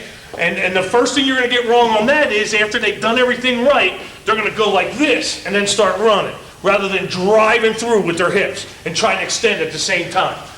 Maybe I just like the fact that you're pre-fitted and you're emphasizing all the things about your hands, your elbows, your eyes, your feet, and driving through and finish it. And I like the 10-yard deal because, man, if you overemphasize that and you start finishing blocks, it's unbelievable. Donnie talks about it all the time, our running backs coach, that you're really never out of a play if you're willing to give effort. You know what I mean? You can actually, you never know where the back is. I can't stand seeing my guys either turn and watch the ball or stop in the middle of a play and don't complete, just chase the guy, irritate him. You never know where the ball is, you know? And that's why all these drills are, you know, put that word finish on. Refits. Now we got the same thing going on that we started out. Me and coach are hooked up, okay? And you're down here, and now on the whistle, it's you know, I'll do this slow, 1, 2, 3, 4, 5. On the second whistle, you come up, and I come, boom, right in and fit you, just like that. Hands down and in, and I take you for 5. We call it the yo-yo drill. We go 5 and 5, 5 and 5, 4 whistles, okay? And I tell them, don't be in a hurry, emphasize the fit, but when I blow the whistle and you're down in there, you come right up out of there, and now I'm down here, and I shoot right into you. Actually, I'm here, and I come down and shoot my hands right into you. Squeeze the elbows, and I take it for 5 yards, and it comes back. Now, what's the point of that drill? Anybody got an idea? Here's my idea. And I'm trying to get this across, because this is the last thing. I can't tell you how many times that, like me and you, be blocking coach right here. And we'll be hooked in, hip to hip, arm to arm, and for whatever reason, I start going like this, okay? My compass is off, right? I'm not pointing at the goal line, and I know it, okay? But I continue to do that block, even though it's not going to be successful, okay? And that's what bothers me, and that's what the concept of this refitting is that you're fitted into the block, and you feel the power of the fit. Squeeze the elbows, jack the hands, down and in, drive the feet, positive shin angles, your heads, your eyes are up, your pads are down, you're driving along, but what happens if I get hit and I get knocked up? I can refit that thing, okay? And that's what that's why you want to work on refitting, because you're never out of a play if you're willing to come back to the goal line and to get refitted. And that part, I ain't got it yet. I'm hoping this drill's helping, and I'm emphasizing it, but there's too many times I see in the film where guys could just refit themselves into the block, and they're not willing to do it, okay? There's got to be a willingness to do that, and it's hard. It's a difficult thing to do, okay? So That's why we do the refit drill, part of the fit series. The next thing we do are step-it fits. I'm gonna tell you something interesting. I'm starting to get old now, and I've probably gone through about 16 graduate assistants, okay? And an amazing thing is you would think that I'd be teaching them, okay? But I guarantee you, they're teaching me way more. They always come up, and the other day, we're doing this, they're called step-it fits. Do we have any shields here? We have any shields? Well, if you take those shields with the handles on them, okay, just turn them around, and they're square around, and remember, teach the guy that's servicing to always be in a football position and to bust his balls, okay? There ain't nothing worse than seeing a guy walk into the drill like this. Yeah, we're getting this shit done, because I'll know on that guy, I mean, you grab the bag and give the guy some effort. And I want, every time I'm on hand fits, we're going to do hand fits next. Every time I'm doing some sort of fit, I want that guy to be in a football position. He's going to show the handles, and he came up with this. Greg LaFair says, "Hey Art, we're shooting the hands down and in, and we're squeezing the elbows. Why don't we get the handles right in there, because it's not holding. We're not trying to emphasize holding. And when you're bringing the hands in, it's just like pass protection. That meat of the hand, that wants to come into there. You're bringing the fingers in there too, but you want to bring the meat of the hand in, and you want to shoot them down and in, down by maybe the knees." Because what you're going to get in football now with these big, long offensive linemen is this shit, with their hands out here like this. I want them down here, okay? I want their pads down, and I want their hands down and in, and their elbows squeezed, okay? So anything you can emphasize on these step-it fits, now here's what we're doing on step-it fits. All we're doing is, come here a second, Coach. You're turning this way, there you go. Get in a football position. You're holding the bag, right? Square it up, square up, square up. No, there you go, right? And I'm here, I'm on this track, and all I'm going to do is go right foot zone step, and then I'll come over here and go left foot zone, and actually I'll get them a little closer to me than this, but again, step into it, then give ground grudgingly, okay? And I usually do these 6 or 8 steps. I want them to go 1, 2, 3, 4, 5, 6, but on 2, 3, and 4, you're hitting the guy, but I want him to go 5, 6, 7, and 8 after you hit him. And I don't want a lot of big collisions. I just want to get that head where you want it, and the eyes where you want it, and I want you to grab the handles. Get in there and get the handles, squeeze the elbows. Just grab the hands, down and in. So all we're doing is going 1, 2, boom, like this. And then I'm coming over here, and I'm coming back that way. And we just keep working it. And I get him about a foot away from the guy. So it's one, well, no, come on over here and be there. That's more like that. So it's 1, 2, 3, 4, 5, 6. Then come on back. 1, 2, 3. And all he is a 3 technique, but he's a bag holding it up like this, with the handles right there. And I'm just going, and he's giving ground grudgingly. And he's actually stepping a little bit forward into the block to start it out. And your handles are there so you can get the handles on. I really like that, okay? Any questions on that? Step-it fits. Okay, so we call it the fit series because the word fit, of course, is involved, obviously, but you're trying to get fitted in on everything you're doing. And most of these are one-on-one type blocks, okay? So if you can get that going and get that, the fit and finish and the refits and the step-it fits, and it takes some time, usually after about, I don't know, maybe 10 times. If you've done it 10 times, then they start figuring out how to work with each other, how to hold the bag, how to stay low, how to get the eyes to the target, how to start doing things right, And hopefully, if you keep doing that, the next thing, and these you got to be careful about, because it'd be a beautiful world if, our high school teams had 137 players on it, and we had a 6-deep offensive line. You just beat the living crap out of everybody, and it didn't matter because we always had 2 or 3 deep that were really good players. But nowadays, most guys are, if they're not starting, they're going to quit by their sophomore year anyway, right? So you're not going to have extra bodies. So these hand fits, I do these in the chutes. We have a chute like everybody else does. And I usually get 2 guys out, right there, right at the, the guys will come into them, and they'll be standing right there. Now, here's the position. This is why we call them hand fix. Now there's no back. Now I got my hands right there. I step in, positive shin angles, linebacker position, hands right there. And now coach right here, it's about right there. He's on the other side of that chute, and I'm sitting at the end of the chute. And he's gonna rip on into me, and I'm gonna step up. I might be 2 yards outside the chute. I'm gonna step up and collision him like as hard as I can. And then it's a 2-whistle drill, just like fit and finish.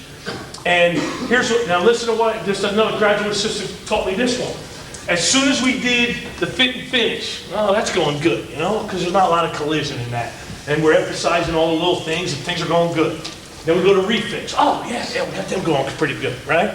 Now we go to step and fix. Not a lot of collisions. We're using bags, or I didn't use bags until lately. It was just one-on-one on a person.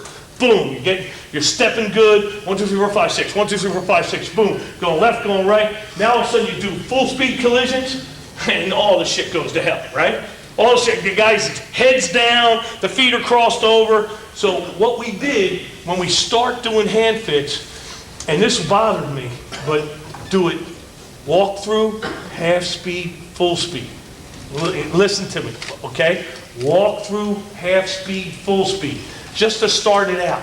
Because it's unbelievable how a kid on a walkthrough, okay, he's in his stance,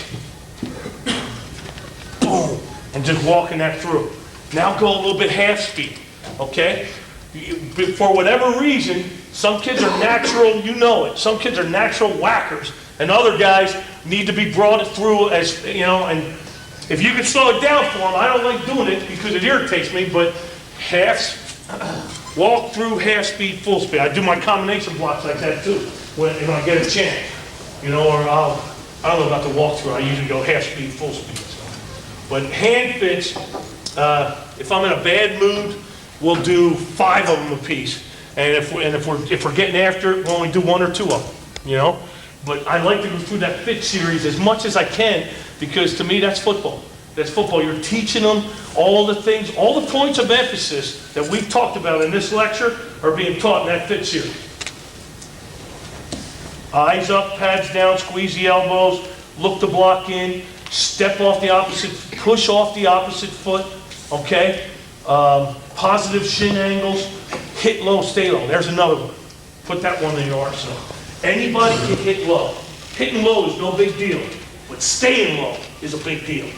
Yes, sir. Second, you said there's 2 whistles. What are you doing on the second whistle with a hand fit? Just drive. Just drive and extend, just like the fit and finish. Okay. Just pretty much like fit. That's a good question. Just like, because the first one, that kid's not giving ground grudgingly. That defensive guy is coming up and smack. He's in this position, boom, and he's trying to kick his ass. And then on the second whistle, that tells him to give ground grudgingly.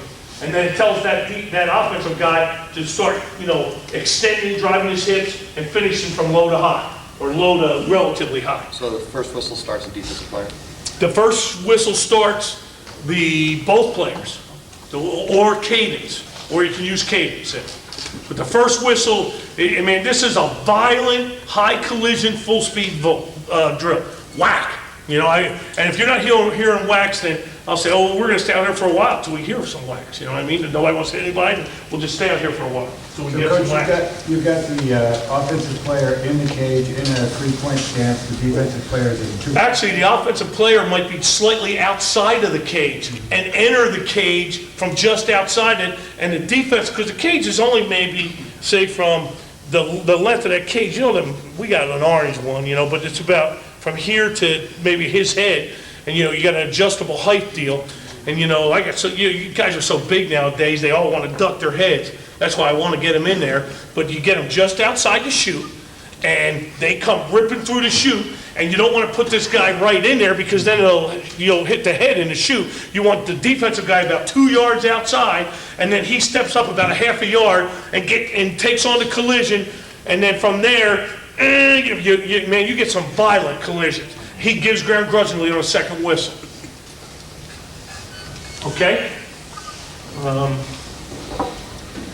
Good. Yes, sir. How much time do you schedule for that whole period? Well, I get 20 minutes individual. I'll do, like this week, we did steps and stance for 5 minutes, and then did the whole fit series for 10 minutes, and then I did a mini review of our plays before inside run, you know? So yeah, it'll be maybe 20 minutes altogether. You know, if you're an offensive line coach, you know, most practice schedules end up giving you about 40 or 50 minutes individual period, you know? They're doing 7-on-7 or shadow or whatever they invent to get you away from them. They don't really give a shit about us at all, you know, and you know that. Okay, now, here's another one. I'm just gonna start going over some drills that we're doing. I got a copy of some of these drills. I'll give them to you afterwards.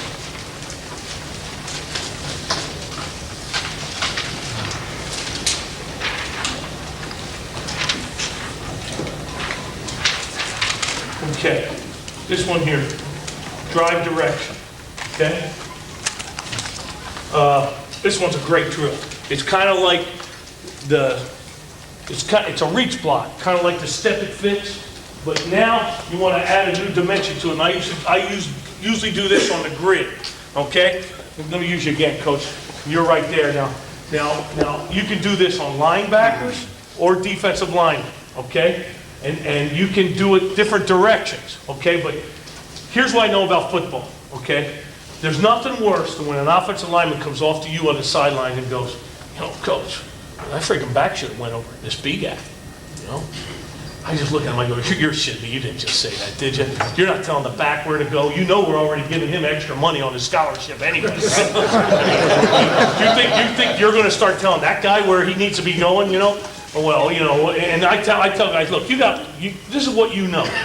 I just went to here, okay, and we're running 32 dive. And I'm the right guard, he's the 3 technique, and I put my eyes right on his outside number, okay? You got a tailback that's back there that's coming downhill, right over there reading that block, okay? And there's a lot of other shit going on in his world, but basically he's getting the ball and he's looking at that block right there, okay? Well, what's going to happen? Well, here's what's going to happen. Let's say he's coming to me and I'm the 3 technique. As he hits me, I have to hit and fit. I have to extend and find the ball, and then I'm going to tell you where the ball is, aren't I? On defense, am I telling you where the ball is? At some point, I've got to get separation and find the football on defense, right? So now what we're going to do is go drive direction, and now I'll do it on a linebacker or a down man. Put them on my right or my left, and I'll just do the steps, boom, boom, boom, boom, hit him. He will hit me. He will give ground grudgingly, and on the second whistle, we'll turn and break in one direction or the other. Okay? Now here's what you're trying to emphasize when that happens. Okay? I just stepped, boom, and hit him. Okay? Now you give ground grudgingly, just a little bit. Okay? Now I want you to turn and run at like that staircase right there. Okay? I want you to turn at that angle, boom, go. Now here's watch what I do with my backside arm. Right? I feel, come on back, when I hit him, I'm fighting him, and he's trying to get separation from me and find the ball. Okay? And now he sees the ball over here. Now, it's not going to happen like this normally. He's going to come across your face. He's not going to give ground. But what this is what we work on. When I'm fitted in here and he starts to go that way, I want to take my backside arm and put it across his body and run him as fast as I can. So we will do this on linebackers, and we ain't got linebackers that are willing to work with us, so we become the linebackers, okay? And we become the defensive lineman. But I'm going to hit him, and who do you spend your time coaching? This guy. You better coach this guy. That you want to coach the other guy too now, but you end up spending a lot of time on this guy.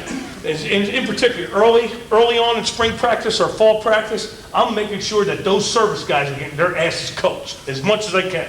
Okay? Now, and he does that, and now, come on, you be the old lineman. You're on me. You want to, boom, turn and run. As soon as you feel me break, backside arm and just run him down with that backside arm. Okay, now listen to the concept of backside arm. Okay? If I can understand that he's giving me a read of where the football is, that I'm driving and I'm busting my balls and I'm trying to fight a guy, if he's telling me what to do, he can always, if he's got his hands inside, he can always get across my face if I just have my hands here, right? But if I get that hand there, if I just feel that and get that hand right there, he ain't getting across my face. I guarantee he is.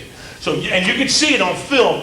It's a beautiful thing to watch. When you see guys that are driving and working their asses off on a kid, and now he goes to go make a tackle, and you see that kid go with the backside arm and run him down and prevent him from making a tackle. It's a beautiful thing, all right? That's kind of like a high elbow pass rush.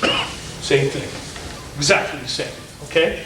But it's just, and now, is it really accurately reflecting the game? Not really, because most guys are going to get you, and they're going to get extension and throw and try and get their head to the ball and get their hips over there, and they're going to go sideways, maybe give a little ground to get to the ball.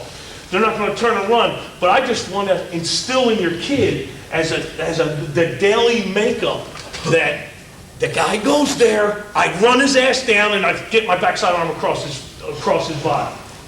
Because he's telling me where the ball is. If I'm not sure where it is, I am sure now when I see him do that, okay? That's drive direction. Now, this little deal, backside arm switch, okay?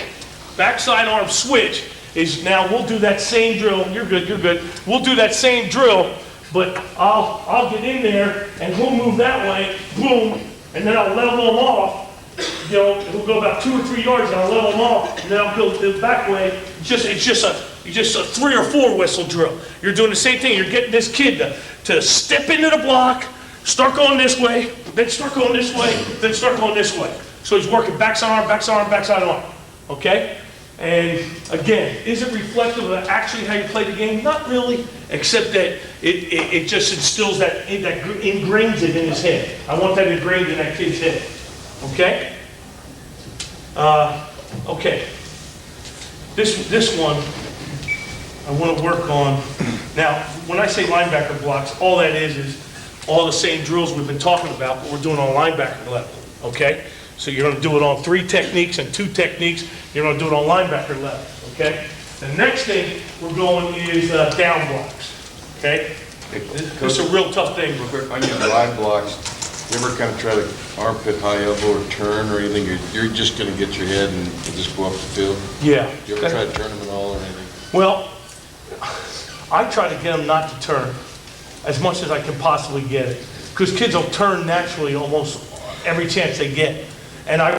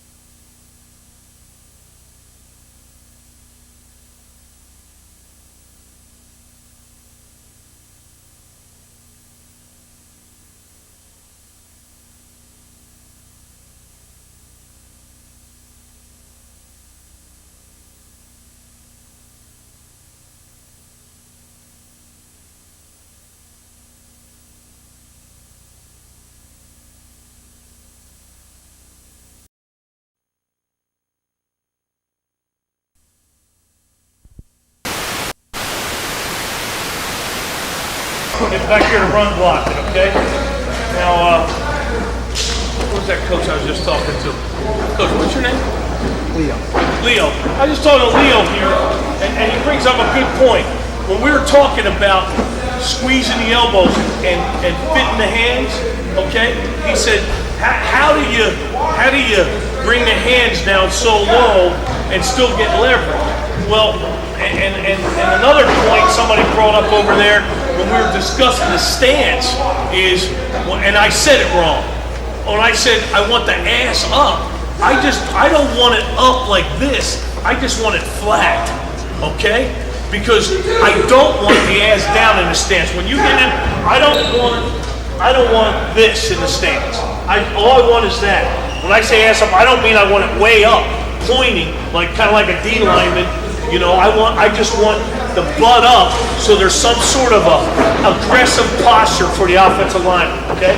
Now, the next thing, talking about the hand placement, when I tell you that I'm bringing the hands down and in, I may be aiming for that spot, but I'm not going to hit. I may be aiming for the knees or the belt buckle, but that's not what you're going to hit. You're going to end up hitting up higher in the belly and the lower parts of the chest. What bothers me is when guys don't want to involve the face in the hitting and they lead with the hands, okay? That's what bothers me, because and a lot of guys want to do that, so the hands take the place of the face, or maybe not to say the face, the eyes. Get the eyes to the contact with the hands simultaneously down and in, and then both of them work together if you're squeezing your elbows. That was the point I was trying to make.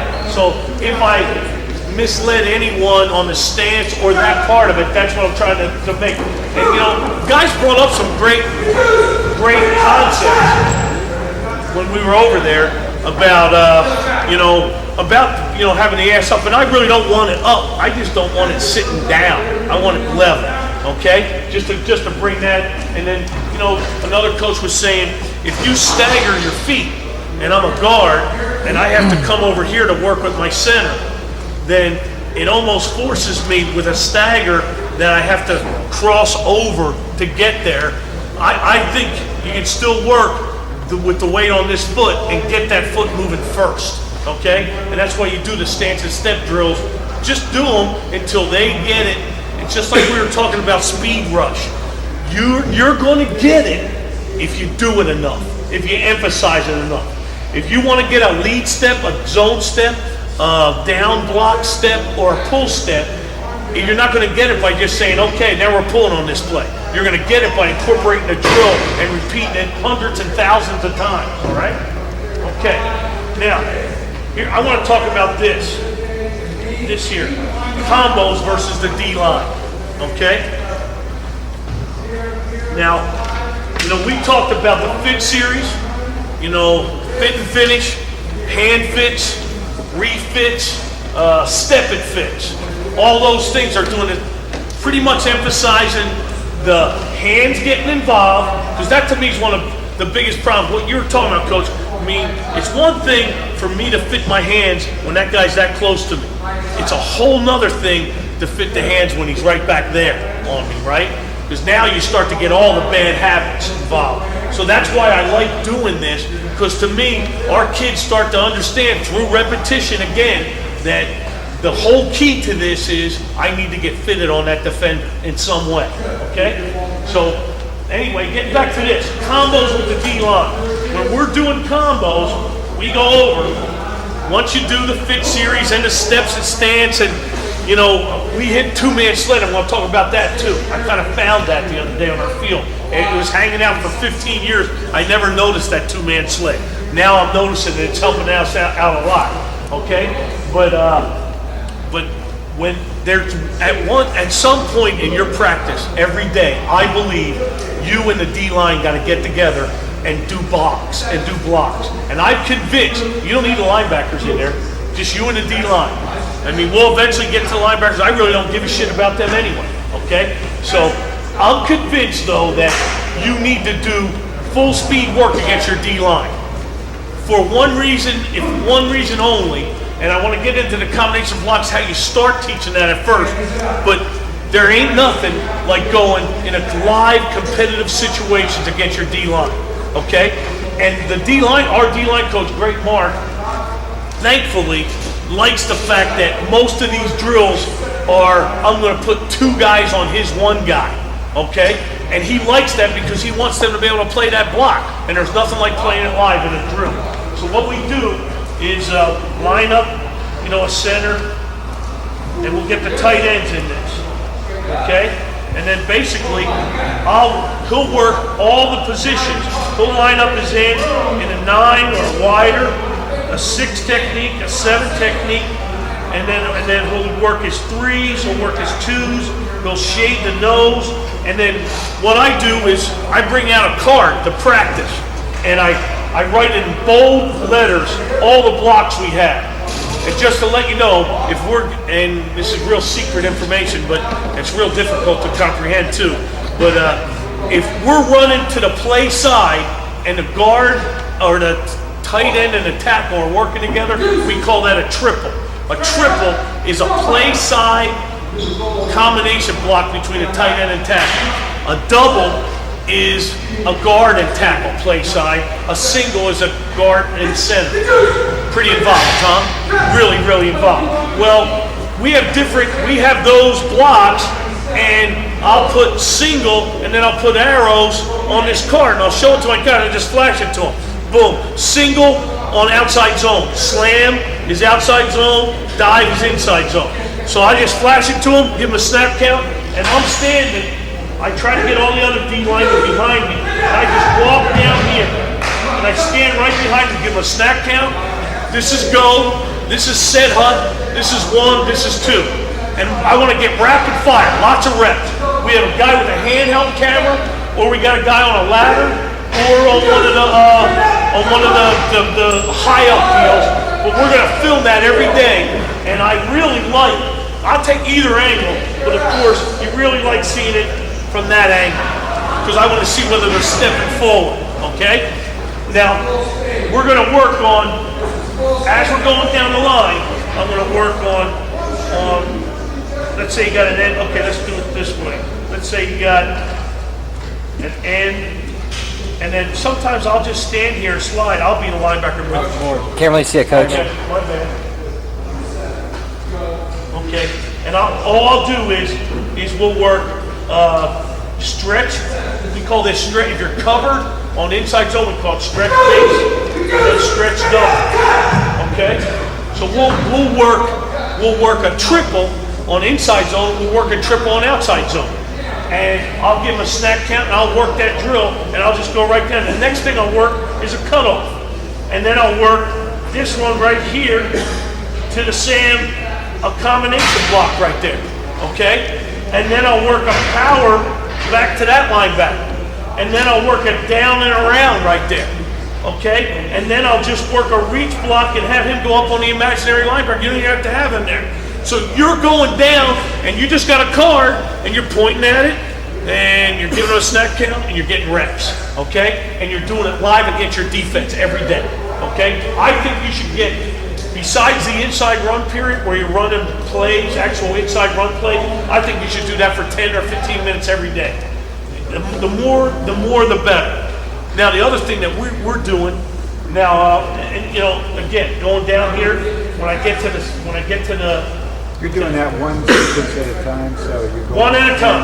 It's always 2 on 1. Now it might be just a 1-on-1, where maybe we're going down and around, or just a reach and he's going up to the linebacker, but it's always the guy that's getting blocked knows he has a chance he has to deal with these 2 guys or these 2 guys as you're going down the progression. Okay? And I love to work this block too. One technique and then work that with the centers, that block. Or reach with the center, just have him go up to the imaginary linebacker. Okay? So we're working them as much as we can, and now let's get to just talking about blocks. Okay. Here's how we broke up our inside zone the other day. Before we went to practice it, we had the tight end coach, my graduate assistant, myself. We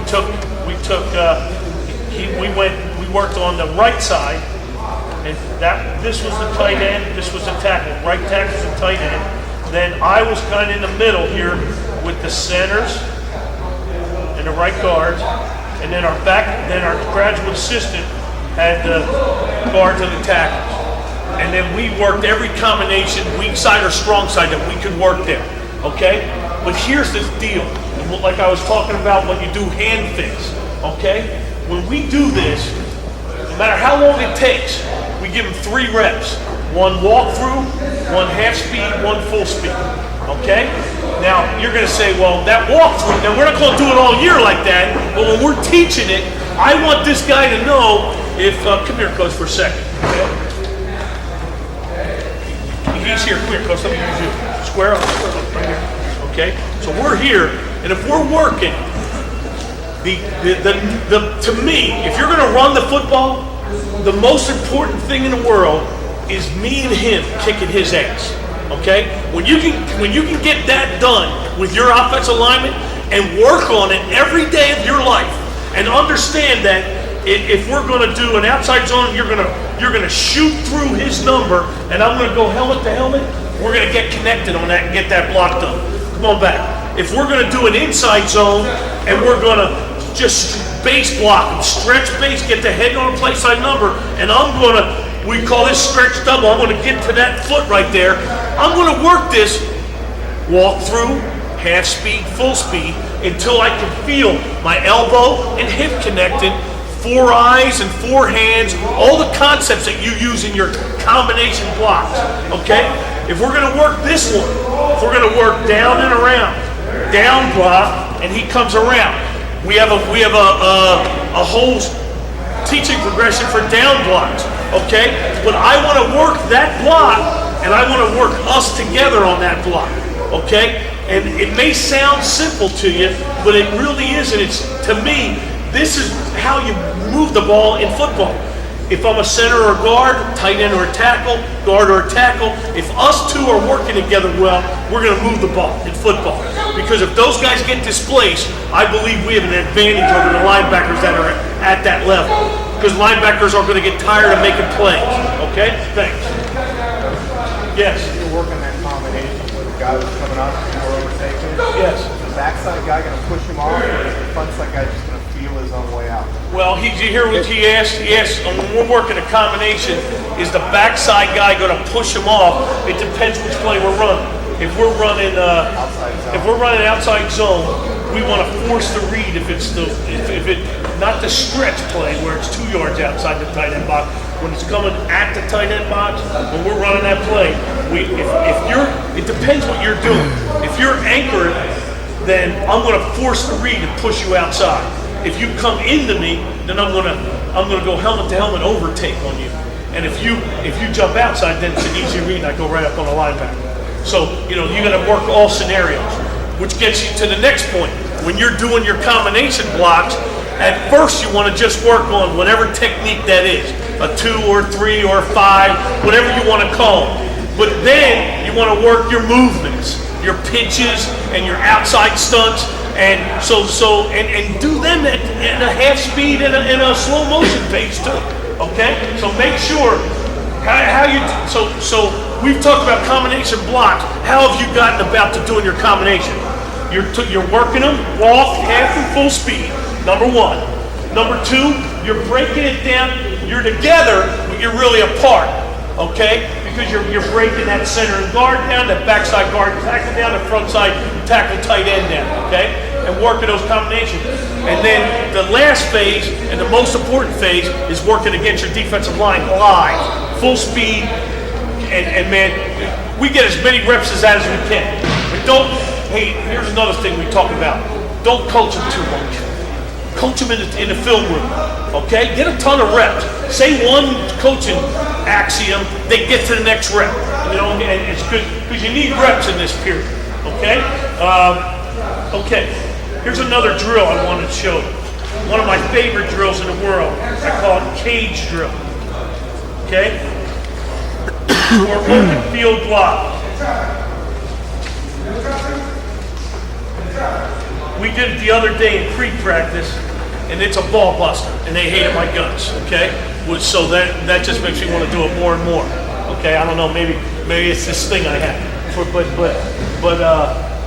In this drill, you get the little tiny cones, and you put them about, and depending on how hard you're working, is how wide I'll make that cone, that box. But it's about a 10 by 10, okay?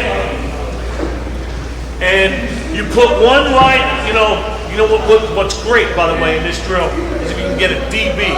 When we do this drill after practice, I love to coerce the defensive backs or linebackers to jump in there, because they really make fools of your old linemen. They're so much better athletes now. But you put one guy in here, then you put one guy on the outside.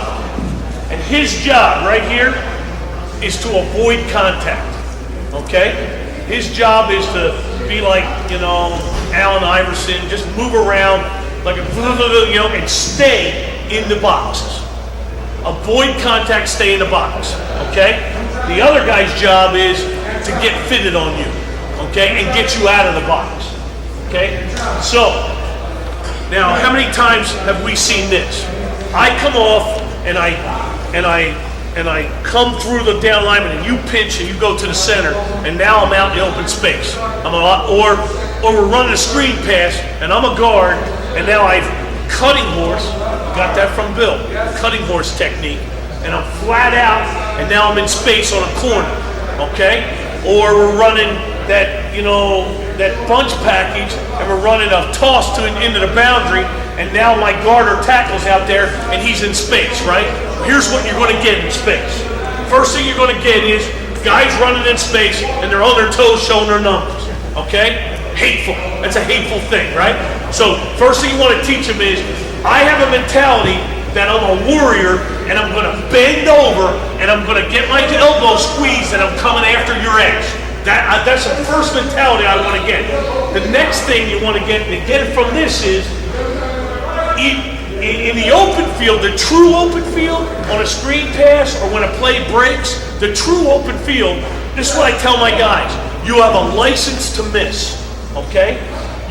I want you to lower your pads down and scream and run at that guy and run right through him. Because in the true open field, on a screen pass or a bubble screen or a laser or a pitch on an option, and you're out in the open field, if you can get that guy to move one way or the other, the back should read it and break off your play. It's only when they run up to you like this and the guy smashes his face in or just runs by him and makes a play that you don't get what you want.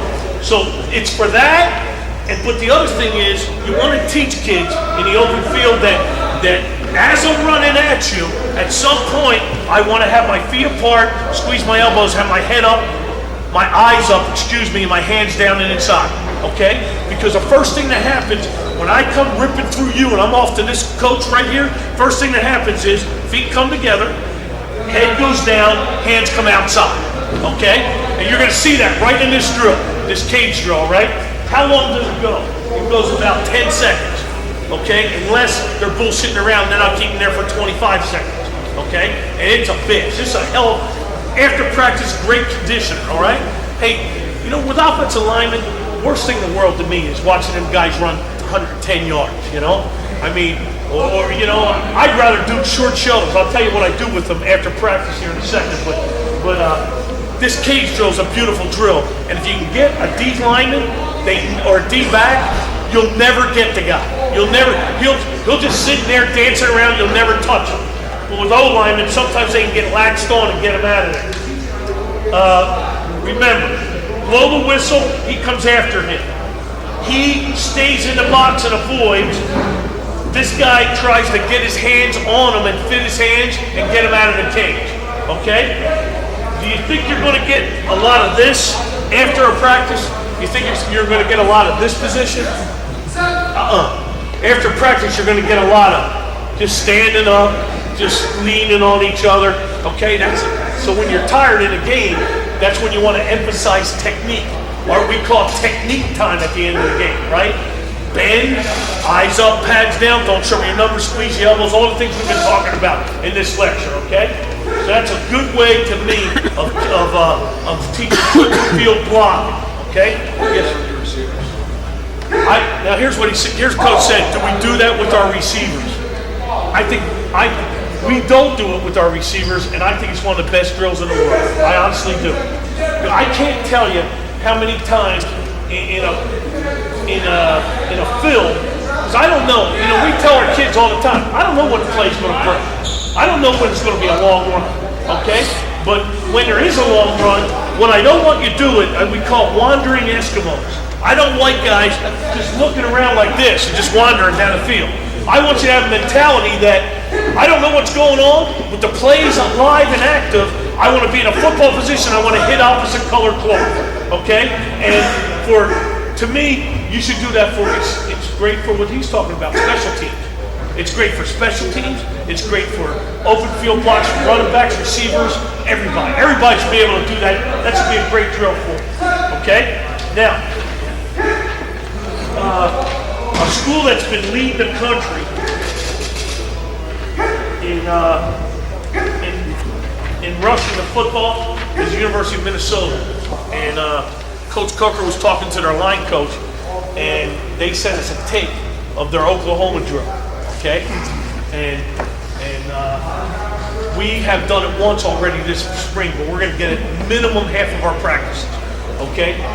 And it's Oklahoma drill for everybody, for the whole team is doing Oklahoma. So when we set it out, we film it, okay? When we start it, go this way. We're gonna have just those flat bags, those long ones. We're gonna put them right next to each other. Okay, and I'm gonna set them up. We're gonna set this up. Now I'm only gonna do maybe 3 of them, okay? But we're gonna try and get 5 of them. We're gonna get centers against linebackers or nose guards. We're going to get in one hole. We're going to get defensive ends against offensive tackles in another hole. Or tight ends against linebackers. Fullbacks against linebackers. Tailbacks, blitzing against, who've got to tandem a lot against linebackers. And then we get wide receivers on DBs. Put them in the hole, okay? And now it's just your typical ass Oklahoma drill, except we're going to try to film it from above and behind, okay? And we want this kid, what we do is put lines there. If it's D lineman, if it's a D lineman and an O lineman, their hands are on the first line. If it's linebackers and tight ends, we might go on the second line, and if it's DBs, we'll go on the third line. And you always got a running back, and you tell that guy he's limited to one choice, one cut. And he has to stay in between the bags, and the bags are in there pretty close. You got your guys cheering on the outside, you got coaches going ape crap, and I'm just, you know, we haven't done it in years, and we did it the other day, and I swear to God, I love, you come out to practice and the kids look at you, don't have to do a lot of reps, 1 or 2 reps for each guy is plenty, but I'll tell you what, it sets the tone for your practice, that you're starting your practice with the Oklahoma drill, and it ain't just the O lineman and the D lineman, it's everybody. Everybody competing. Backs running in there, and you always have extra guys. We get kickers back there, and they become backs. You know, they're kickers that are staying there all day. Just get them in there, bam, you got pads on, go do something. Okay? So that's another thing about being tough in what you're doing. Okay?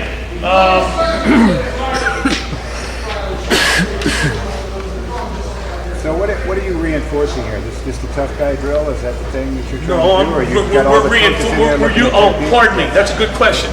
We're also using cadence in, okay? Now, I'm usually just going first sound or second sound, but you want to use cadence, you want them to get off on the ball, and you want them to just drive through contact, okay? Make sure you're emphasizing all that stuff. Okay? Now, next thing I'm going to go to is some pass. Okay, I'm going to start talking about pass protection. Okay, and what I want to get into is posture. Okay, first thing you want to teach a kid is what kind of posture do you want him in. And we do some drills for this too. But we're gonna have feet apart. A wider base than normal, okay? This is after your pass set. Weight on the inside, positive shin angles, okay? Now sit down in your chair, okay? We talk about getting in a chair. A lot of guys have a problem going from here to here. That's about as far as they can go. I want them to sit down, stick their tits out, stick their chest out, squeeze the elbows. Again, the elbows come into play, and give me a picture frame right there. Not here, not here, right here. Okay, everybody with me? Now, what else are you emphasizing in this? Well, obviously you're emphasizing the core, because I don't know why, with doing this right here, guys got a hard problem standing like that for a while.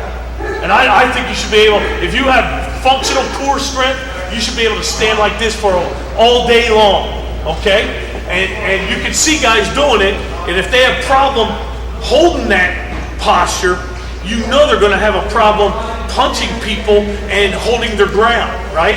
So we always start off with posture when we come out, and I'll do anything I can to emphasize that phase of the pass protection, okay? And I'll look at it from the front, from the back, from the side again. Now here's what we're doing, let's review it again. Picture frame, heels of the hand forward. I don't like I call them prayers, like this. A lot of guys like to hold their hands like this. I want them right like that. I want them to drive their hands out and hit with the heel of the hand, the buffer of the hand, okay? So I want their hands right there. Squeeze the elbow, tuck the chin, bug the eyes. Tuck the chin, bug the eyes. Get the head and shoulders back and away. Stick the chest out. Sit down in your chair. Positive shin angles. Everybody got this? Everybody good with this? Any questions about what we're talking about here? Okay? Yes, sir. What's that? Nothing. When centers do all the same drills we're doing. Well, you know, they're going to be square in their stance, but I want my guards, even if I got a guard that's staggered, when we lateral set, I'm going to that posture. I'm getting even. And even my tackles are going to be staggering when they're kick slide, but I'm having a problem with my tackles on this. If I'm a left tackle and he's right there on me, they want to kick slide right now. It bothers me. To me, if I'm a left tackle and I'm staggered, I should just sit like this and be back to normal and have him locked out and work half of his body. Okay? That's what I want to work. I want to work that half of his framework. You know, so to me, I want him to work posture because it ties in to mirror dodge and it ties into just the drill we do with posture. Okay? And I'll show you what it is. What we do is either with a finger movement or by word commands. We just line them up.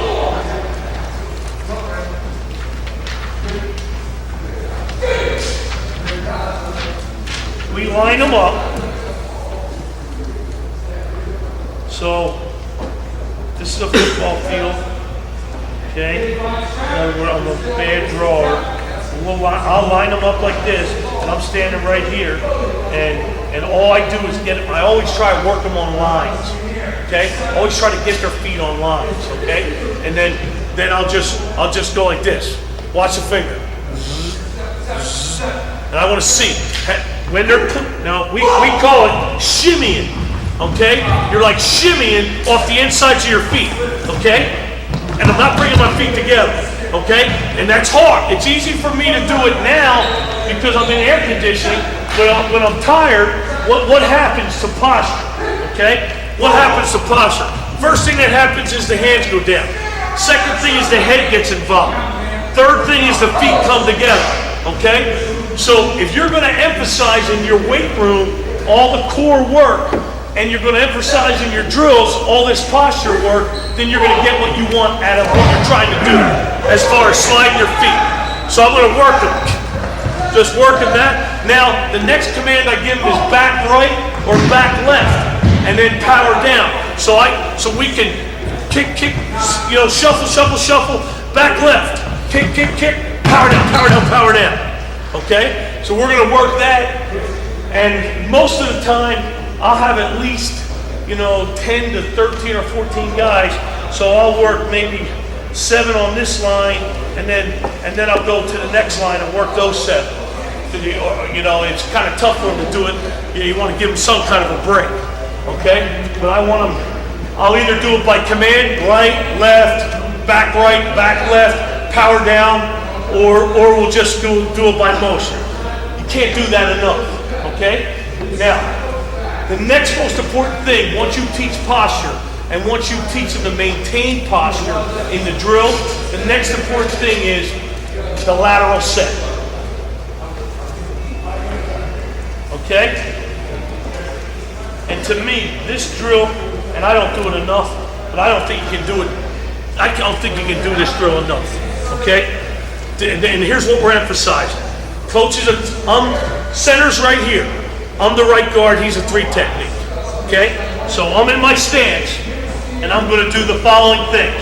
I'm gonna drive my head and shoulders back, throw my hands out, and jam my outside foot in the ground. Okay? Now, the question is, how do I know when to set inside or outside? Well, we've been getting our ass kicked the last 3 days by that 3 technique on a pinch stuff, okay? And he's heavy on us, so I've told our guys, we're gonna lateral set inside. I don't care, because to me, the guy's heavy, and as soon as we do that, we're getting outside of our cylinder, and we're giving up inside leverage. And you don't want to give up inside leverage in pass protection. That's the number one thing. We have studied film. We just looked. We gave up 20.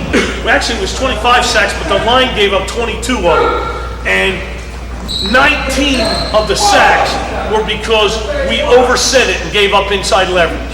So now this is what I'm teaching my guys in pass protection. Forget keep inside leverage. I tell them get beat outside. I just tell them that. Get your ass beat outside. Because telling them to stay inside ain't enough. You want to make it so emphatic that you won't overset a guy that you want to tell them to get beat inside. Or excuse me, get your ass beat outside. So now we're getting back to lateral sets again. I'm going to do this action. Jam the foot, jack the head, and throw the hands all at once. It's not 3 things happening at 3 different times. It's all that stuff's happening at once. I'm going to do 5 sets to the right, 5 sets to the left. And I'll do it. And I want them to hold it every time they do it. Every time they do it, I want them like that. Down, boom. Okay? Don't move the inside foot. Don't overset it. Stick the foot in the ground. Throw the head and shoulders back. Throw the hands out. Okay? Now, the first thing they tell you is, if you throw your hands out all the time, they're going to get them knocked down. That's what my kids say. So I said, yeah, well, that's why when you throw them and you get them knocked down, you replace it. And we'll have replacement drills that we use too. But throw the hands, make the guy fear your hands. Most important, other than giving up inside leverage, the next thing that gets you beat is not getting your head out. And then the third thing would be not getting your hands up. Okay? Now you wouldn't think that anybody would do any of those 3 things, but it happens all the time. Okay? I'll show you our last practice. It happened about 50 times. Okay? Getting back to lateral setting. Okay?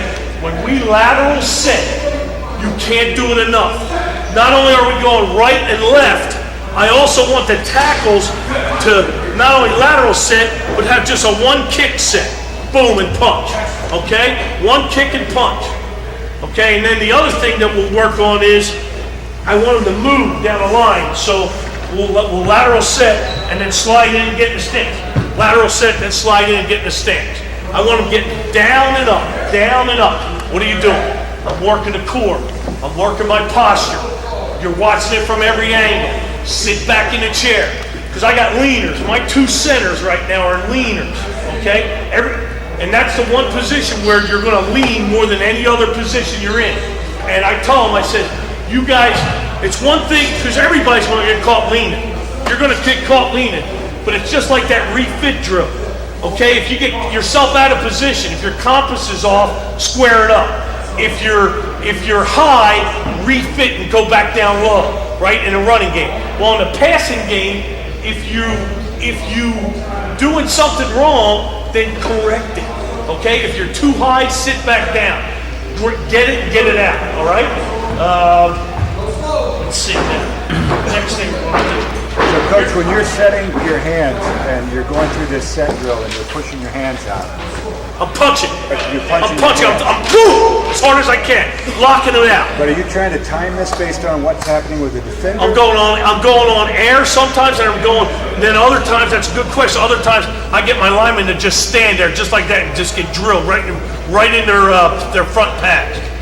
It's just all working. I'm working on one thing and one thing only: speed and quickness of jamming the foot, jacking the head, throwing the hands.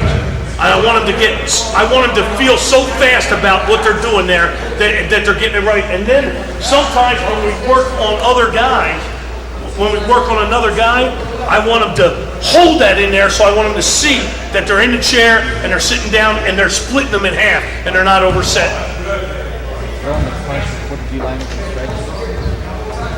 No, we're not even working on a D-line. This is just a drill on a guy that's just standing right in front of us. Set and strike immediately and relax. Absolutely. I want him to strike as fast as he can. Well, a tackle on a kick slide won't. But if I got a 3 technique, if you ain't throwing your hands on a 3 technique, you're going to guess? Is that what are you saying? You want the guy to get up and guess where he's going, or? Set and strike. Yeah, what do you mean? Well, I'm not leaning out of my stance. Right there. I think I've got the same question. The question is, if I've got a live guy in front of me, am I punching regardless of the interaction between the two of us? So, what is it a function of timing? Am I going to time it so that I hit him at the right point when he's attacking me, right? Yes. Or am I just pushing out regardless of what he's doing? I don't know if I'm saying it. It's, rather if I'm just punching out and I'm too soon, I got my arms locked out, and I don't want you. I'm throwing them out, but that don't mean you get them locked out. I don't want you to do this and hold your hands like that. I want you to throw them out because I want you to practice the art of setting. That's all we're doing. It's just practicing setting. Now, as far as I have a bunch of drills here on timing and hitting the guy when he's coming at you, but I think when you get a 3 technique on you, that guy's going to pretty much come right at you, and you better fire the hands at him as fast as you can. You know what I mean? yeah, it's going to happen. Right? Your hands are going to get out there, and the time is Now, going to be right. if you got a hand out in space, you're not going to do that.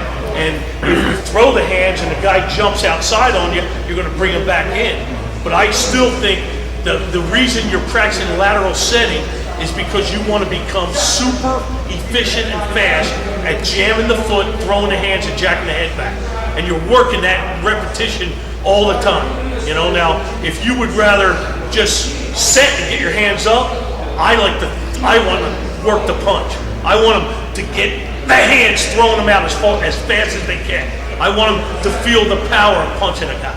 Now, we have other drills that we're going to emphasize the punching part of it and the timing part of it, but I just want them So to this do is just the mechanics you're going through. as hard as I can do it. And I think that's the essential part of pass protection, is lateral setting. Outside of getting away from kick sliding on a loose head, that's the essential part of it. Yeah. No, we're not jumping anybody. We're lateral setting. We're not going forward at all. So if you have a 3 technique, you're going to post inside. I'll step inside. If that guy gets heavy on me, all I'm saying, I was just making a point that we did it because my guys are getting beat so much inside because that guy plays me so heavy that when I'm setting, I'm actually getting even with him and he's beating me inside. So I said, the heck with that, set inside now and make him go outside. I'll do whatever I can to make him go outside. You are pushing outside foot in there. You are not. In that particular case, yeah. Whatever it takes for me to set and get in the inside half of that guy. If it has to be an inside set or an outside set, I'll do it. Both of them are lateral sets. I want inside leverage. That's what I'm trying to get. It seems like if you're pushing out, What else would you do? You mean give ground, you mean? I'm not giving ground in that tackle. In this guard center box, I'm not giving ground unless that guy gets almost to the tackle, and I'll let him get one kick to guard. That's it. I ain't gonna give ground ever. I think giving ground at the guard center box is one of the biggest mistakes you could ever do. It hurts you for games, and the timing of the pass, for the passer, everything, it hurts. And all I'm bringing up with this lateral sit drill is the function of pass set. I want that to be as fast and as repetitious over and over and over again, and I want them to get confident, because I think there's too much, of this kind of guessing kind of shit with their hands now. And I want them to throw their hands and then put them back up there. If you're doing what you're talking about, you threw the hands, and maybe the guy did one of these moves on you. Well, I don't want you doing this. I don't want none of that. I want you doing this right here. So if you're doing that and you throw and that guy jumps outside, you should be able to come back on him and get right on him and keep your hands, even though they get extended, you're coming back. Extend, recoil, and come on back. But I want the act of extending my arms and throwing out as hard as I can. I want that repeated as often as I can get it done on a football field, And I think, to me, when you get good at that and you get people threatening your hands, they need to threaten the fact that you're going to hit them as hard as you can, okay? The next drill we work on, and this is probably more what you're talking about, is a timing drill. Okay, this timing drill right here, here's how we do it.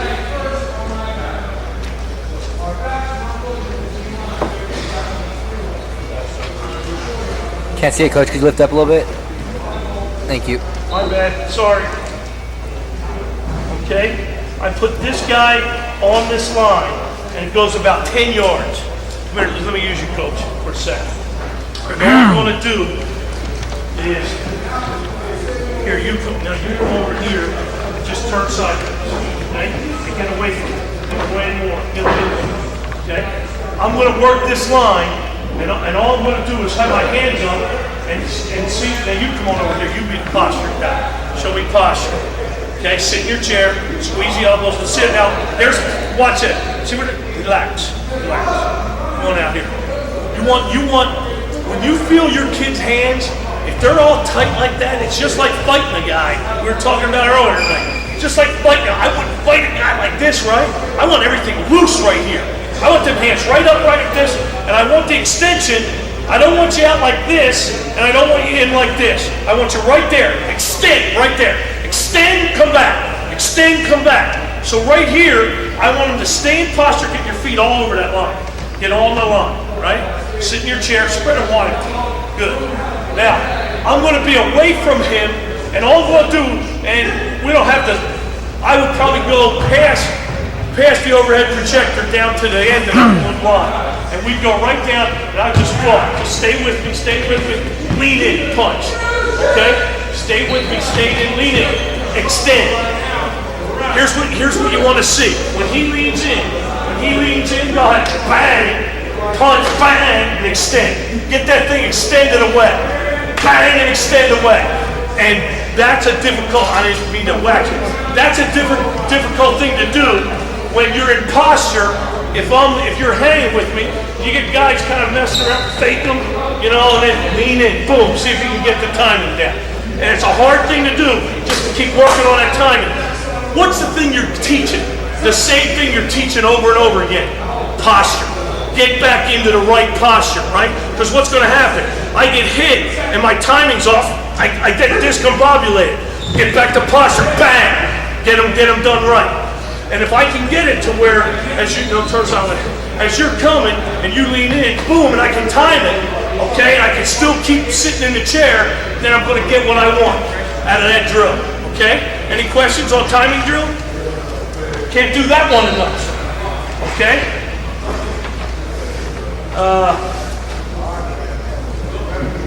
Guy that's skating with you want him to Yeah, the guy that's just, I don't want it fast. I don't want it fast. Just kind of about this speed. Just walk, get him away about that far from the shoulder. Just walk him, fake every once in a while, and lean in, boom. Just keep walking all the way down there, you know? And all you're watching is that line you want to see. Get your feet on the line, keep positive shin angle, sit in your chair, get head back, squeeze the elbows, punch.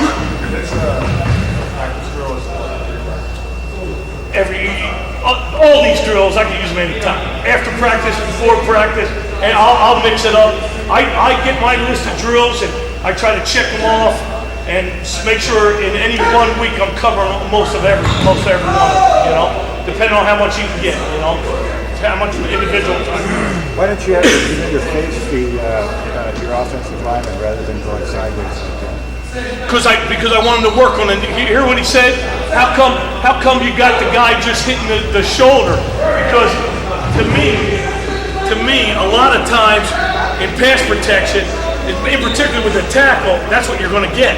You're going to get that shoulder, and you want the guy to concentrate on punching a small area. I mean, you know, and we do some drills like this where I'll show you another one we do where we really give him a lot of area to hit, but you're not always going to have a lot to hit. That's all he might give you. So if I want to hit that small area that he gives me, and that's a good question here too, is because if he's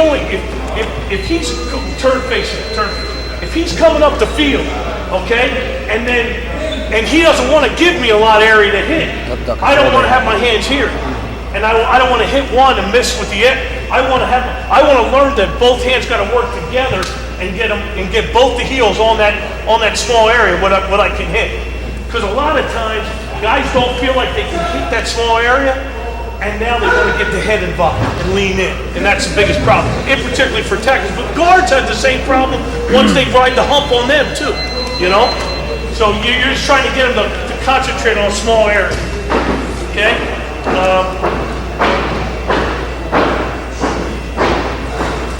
Okay, here's one that I do, you were talking about before practice. This one is, you know, we're having, I don't know if you guys are having we're having a lot of labial tears, you know, because now for the first time, you know, not for the first time, but in the last 15, 20 years, there's been all this punching and extension. And the first thing that's tearing is the labium. You know, I have 2 guys right now are missing all spring practice with labium tear. You know, the rotator or part of what holds the shoulder together starts to tear. So I don't know how many guys have heard of this. Tunch Ilkin, who played for the Pittsburgh Steelers, he's got a whole series of videos. They're excellent. They call it Tunch's Punches. Okay, and what I like about it is it not only because, you know, it's a beautiful world, like you were saying. If I lateral set and this guy stands up and runs at me, shows me my chest and I jerk his shit, you know? But that ain't gonna happen like that very often, okay? And so that's why we work on the near shoulder. That's why we squeeze. But Tunch's Punches it revs up the small muscles in the shoulder by doing tons of reps. And I'll show you how to do it. Let me show you. I won't. You got any kind of a pad? Over there. One over there, shield. Yeah, there's shields in the middle. Grab one. To your left, in the middle there. Go grab it.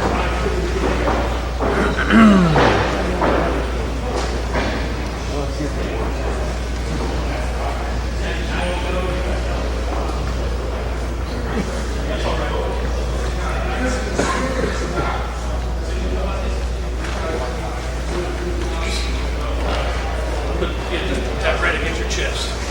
Yeah, you know. So what we do is we go Tunch's Punches. Okay, well, and we do a 3. There's actually a truckload of different kind of ways that he does this, but he actually has a whole pad that you can put in your weight room and attach it to the wall and work high-low drills on it. Okay, but what I like is get it up there, and then, so the first one's just straight ahead. You'll just, again, whatever you do, you're working the posture. You're saying, you're leaning too much. This is my biggest problems that I have. Number 1, he doesn't sit down and get in the chair. Okay, next thing is, he has this mentality instead of this mentality. Okay, arch the back, shoulders back, sit in the chair. Okay, keep it up around here. Okay. Okay, and now just go. I'm gonna do that, and I'm trying to get small punches, not big wind-ups, small punches, and try to get extension. And then as you get faster and faster, you'll get more impact and you'll hit it harder and extend it more. And we'll go maybe 15 seconds, 10 to 15 seconds. Straight ahead's the first one. The second one is up and down, right? Just relax. I can get this, I get that part of it. Then it's up and down, up and down. Again, don't get the head involved. Don't lurch and lean, don't rock. What should be moving? Just the arms. Up and down, up and down. Extend, up and down, up and down, up and down. Why are you doing that? Well, what are you're dealing with? You're dealing with a moving target. A guy that's not going to give you a lot of space. So I want to be able to, I'm just like a boxer. I'm just working different things that I can hit. Then the next one we call steer the wheel. Okay? Where now he's like this. And all you're doing is working down and up. If the guy's coming by me, you might want to get that near hip right there. Boom, like that, okay? So it's steer the wheel. Okay, so those are the three that we work most of the time. Thank you. I'm not jarring you too much. I'm good. I'm not trying to do it, I promise.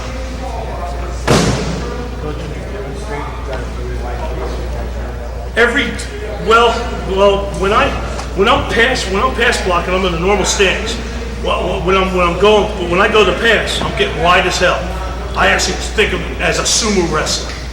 Okay, I want the wider you can get and still keep positive shin angles and sit down and have this. That's how I would like you to be able to pass block. As wide as your feet can get and sit your ass down and get your shoulder. What, you want them tighter or? Not that heavy. Yeah. Well, now one thing we've been doing. Oh, my guys, I got 6'2" guys too, 6'1" guy. You know, one thing on the up stance that I've been doing. Everybody, I don't know how you guys, but a lot of guys that have these up stances like this, it's terrible. It's terrible. So I changed all our up stances this spring. I want them to just, if you're a left side guy, I want to stagger. All I want you to do is sit down, just like this. Because I don't want wasted motion.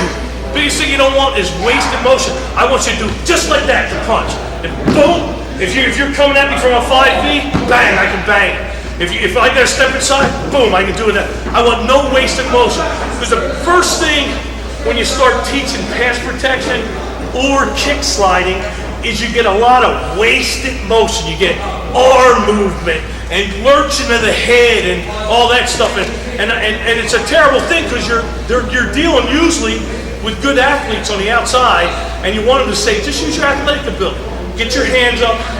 To me, the hardest part of pass pro is the tackle. The tackle on a wide end. That's the hardest part. But the toughest thing about it is just getting him to get his hands right there. I don't know why, but they have a problem. They want to keep them here. They want to hide their hand. But get the hands up because at least I can stab them and reroute them outside if I do miss the punch. Okay? And that's why I'm always trying to emphasize posture. You know, just like in the running game, you're always trying to emphasize eyes to the target, squeeze the elbows, insert, get your head to the play side number.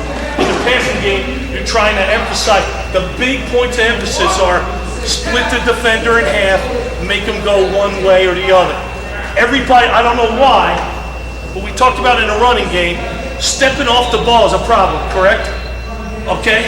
Well, why do people want to be dead even on a guy? I don't know, but they want to.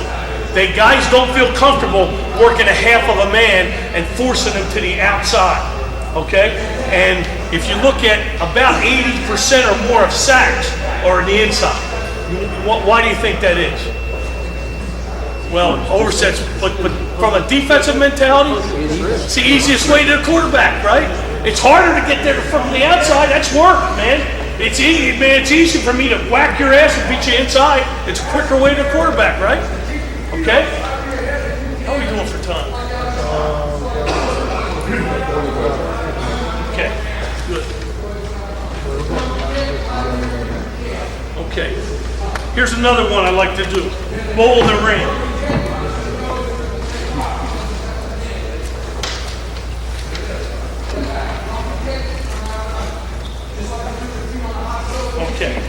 Now,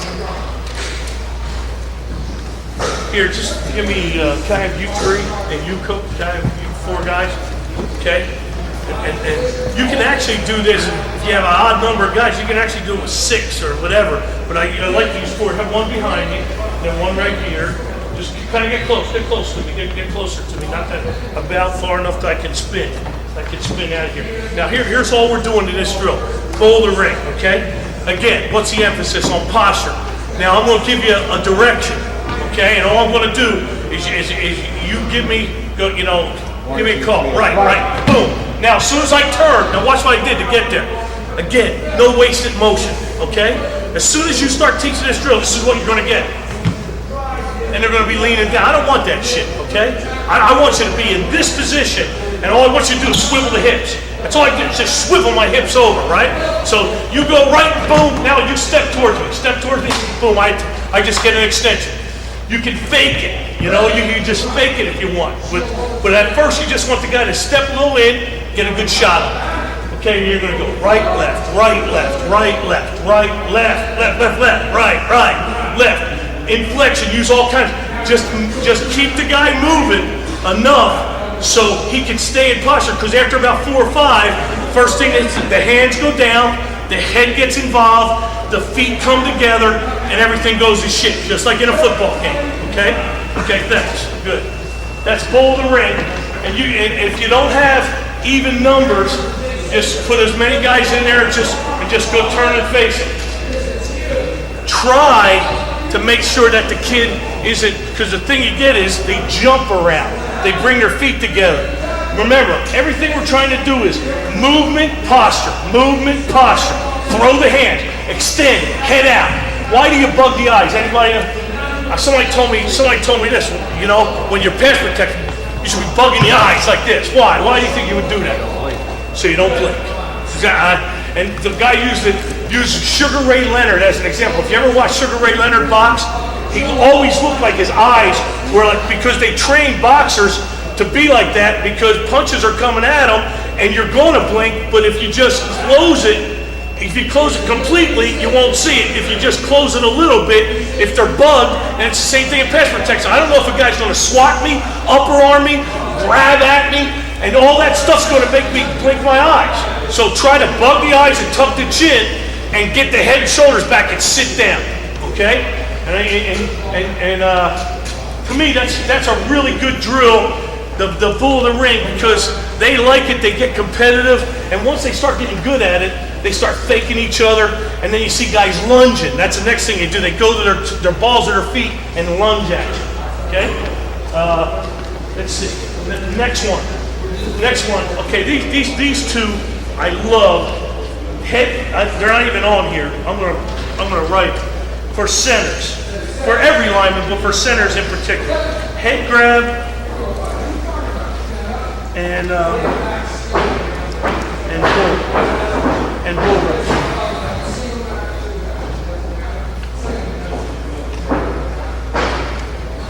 Okay, head grab and bull rush. Okay, let me use your coach for a second. Okay, act like you're a center and you got the ball in your hand. Okay, so now I just stand around. You can go here, you can go here, you can go here. Okay, and all you do is don't try to hurt the guy, because guys will grab them and lurch them. You don't want to hurt them, but you want to get that hit. Get your hands right about there, and go ahead. You move, boom. Now try to head back. I want to grab the head. Okay, so what does that teach you? Because people aren't they trying to grab you? If I'm working this right there, I'm going to try and get that right there. Pull. I'm going to get that. It's the same thing as going for the head. So the concept is this going getting it all the way back as fast as you can is the whole key to this stuff. I got to get my head backing out, and for that guy with the ball, that's a hard thing. So get a guy just standing there, not that you're hurting his neck or anything, but go ahead, go, boom, grab the head. So he knows, because it's a natural reaction. If I get my head grabbed, I gotta get my hands up. I gotta extend, I gotta get him off. You know what I mean? I gotta get my head back and away. But the best thing about this is, if you're blocking me, go ahead, you can only get to there. You only get to there. If he's blocking you and he's getting away with that, he'll block you all day like that. but he's gonna eventually come across a player that's gonna beat you. So he ought to know to keep, exactly, pull his head back and away, okay? Even if it means jumping back as you do it to get the head back and away, okay? Thank you, appreciate Giving it. up ground now. I didn't mean to, what's that? Then you're giving up ground. Well, on a bull rush, I'm talking about a head grab, you really don't, but when you get that head grab, you have to get away. And then, even if I'm not talking about a lot, I'm just talking about a little bit to get back away and resettle yourself, you know what I mean? And I just like doing that with centers. And then the next one, and I really like this bull rush. If, we'll use your coach for a second, okay? Here you go. I'll show them. Right. You just line your kids up, just get in a stance, okay? Don't get down in a stance, a regular stance, okay? I actually line up on him, and I put my head right on him, like that, okay? My head is actually in his stance, on, compressed, face mask to face mask. He's the offensive lineman, he gets first move, okay? And the first thing he has to do from there, it's like you're trying to over-exaggerate the drill, right? And I got one job, I'm the D lineman, I'm gonna run his ass over, okay? I got one job, get my hands inside and bull rush his ass and run him over. So what do you think he has to learn from this? He has to learn, get your ass down, get your head out, get your hands inside, maybe, like I just said, give a little bit of ground just to get into position. But get back and away and sit down. Because how many times are you going to have that 5'10", 220-pound wrestling champion that's driving your center out of his mind?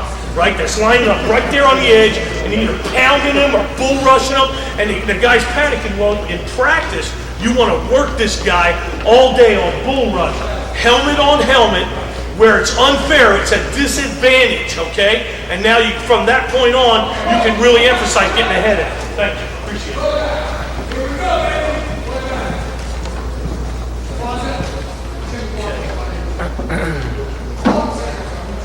For the what?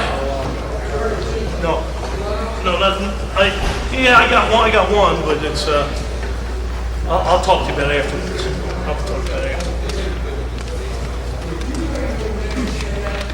Okay, this next one I'm going to talk about is lean drill. Okay, just another thing that's emphasizing posture. Lean. Okay, let me use your coach here for a second. I'll use you just for a second. All right. Now, I'm on the line, turn sideways on. I'm on the line, Excuse me, can I get you okay? back just a little Come over here to me. Now get a little bit closer now. Lean into me, so I gotta hold you up a little bit. We're actually put your feet kind of close together and just kind of lean in, where I gotta hold you up, okay? Now all you do is now you roll a little bit, just a little bit to the left and a little bit back to the right. And all I do is just keep working that guy. But actually, you hold on for a second. He'd be just turning a little bit more. Boom, turn like this, keep your feet close together and lean in on him. Make him hold you up and get separation. But when he starts to roll, work your feet back and forth. And all you're doing there is emphasizing posture again. And you want this guy, and I don't want you to, I'm getting too tired, but you're gonna knock me over anyway. But I want you to lean and where you're leaning with both feet together, and he has to hold your ass up while you're rolling back and forth. And all you're rolling is from here to here, maybe that far. And so you're working that kid from here to here, which is another great drill for centers. Because to me, that center is up on an island, has to snap the ball, and his job is, contrary, unless he has a guy right on his face, he has to get at the level of them guards. Okay? You don't want them guards giving ground, but he has to get at the level. More importantly, he's probably going to get in the level by kicking, and then I want him to get back to square. And I've got such a problem with my centers getting them back to square. Okay? Because there's nothing worse than watching a center turn sideways and he sees a game or he's trying to help. And because he wasn't square, he wasn't able to go help that cheesy game right over there, okay? And I'm always telling him, what is that? Mirror dodge. You're working a 100 all-day mirror dodge drill at the center box. It's mirror dodge, but it's a short mirror dodge. It's maybe 1.5 by 1.5 on each side. Ba-boom, ba-boom, ba-boom, ba-boom, you're gonna work that. And to me, this lean drill is excellent for that, just for your center. So if for the centers only, I would work head grab, and well, I'd work it all for all the players, but the centers in particular, every day I'd get them on head grab, lean drill, and bull rush. Because they gotta you wanna be comfortable, gotcha, okay? You wanna be comfortable with people being in a small quarters with you, in tight quarters. You should be comfortable because to me, the closer they get to you, the better they are. I think they're more a problem when they're in space, really. Because they got more things they can do. And we start doing real bad things when we get guys in space against us. All right? Okay. Now, here's a drill that we use at that down and dirty kit. Okay? And I call it escape. Can be escape from Baghdad, escape from Green Tree, escape from wherever, okay? Green Tree happens to be the name of our practice field, okay? But get a new one.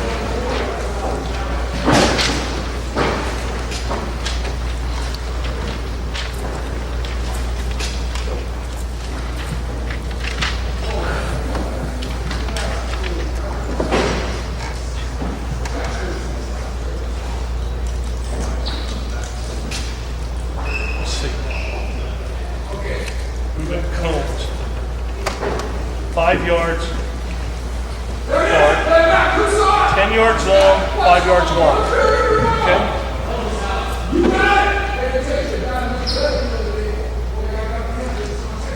Okay? And you know, I actually got the D-line coach to start doing this with me this past spring. But usually, last spring. But usually, you got to work against each other, 3-man teams. You got an O-lineman, and this O-lineman / quarterback in the back, okay? And then you put this guy right here is the D lineman, and then the other 2 D linemen, because it's 2-man teams, could be O-lineman against O-lineman. It's 3 versus 3, okay? And it's 3 guys going at once against 1 defensive lineman. That guy can't. The only rule for that guy is he can't get wide. He can't get head up on you. He has to either be on a shade on either side, and he can't get too wide. And this guy starts the drill by lateral set, okay? He has to get to this guy, the quarterback / offensive lineman, the 3rd guy in the deal, okay? He gets 10 seconds to get there, okay? If this guy can lock up and keep him blocked for 10 seconds, this guy will never get involved. If he gets involved in double teams, it's a point for the defense. There are no double teams in the drill. So you're teaching guys, now here it is. Now think about it. You're good, just stay right there. I'm pass blocking him, he's rushing, okay? Now he starts coming up the field on me, and we're trying to get this guy to help, but to not get involved, because if he double teams, he's out.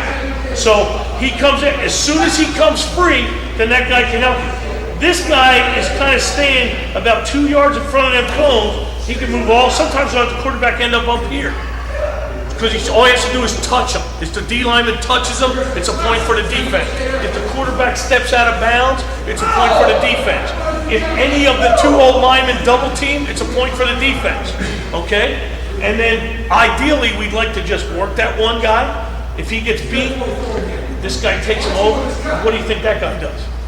Comes back around and helps, okay? So you're teaching teamwork, movement, staying in, and it's a competition, okay? And we call it escape. And I think it's fantastic because you really got to bust your balls to get to that back that quarterback. Sometimes they get beat real clean. Most of the time, it takes all 10 seconds to get there. And it's nice to see when they start getting tired, they start getting a little belligerent with each other, and the teamwork starts going down. I like to see whether they're going to stay together and go, man, come on, let's go, let's get this done. Wait, that was a double team. Then they want to start arguing with the coaches or whatever. But it's a real competitive drill. Another one good for after practice because it's a condition, okay? I didn't catch Is that good, Coach? I didn't catch that. Does the quarterback move side to side when he go up? Quarterback just has to stay in the box. And he's the 3rd guy in the box. And I always tell him, because they always tend to step way back, And when they feel the rush, they accidentally step out, you know? I tell them to get about 2 yards up, and they just watch what's going on. And they can slide anywhere to avoid getting touched. They go all the way, they end up in the front of the box sometimes because a guy gets beat and he's watching from the side, then the other guy takes over and it swings out to the front of the box, you know? To me, it's a good competitive drill. You know, the funny thing is, you've been doing all these lateral sets and postures and head grabs and all the other things that emphasize pass protection, and the first thing that happens is that guy at lateral sets just dives on him, you know? Doesn't use any technique at all. And it's the same shit that happens in football. As soon as you get into a team play, you know, now you forget all your technique, you want to do it your way, you know, and you want to make sure that they understand the technique here because it works, you know? I think it does.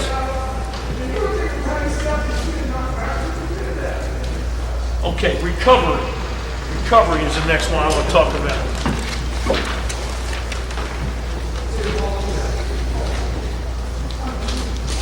You know, we've talked about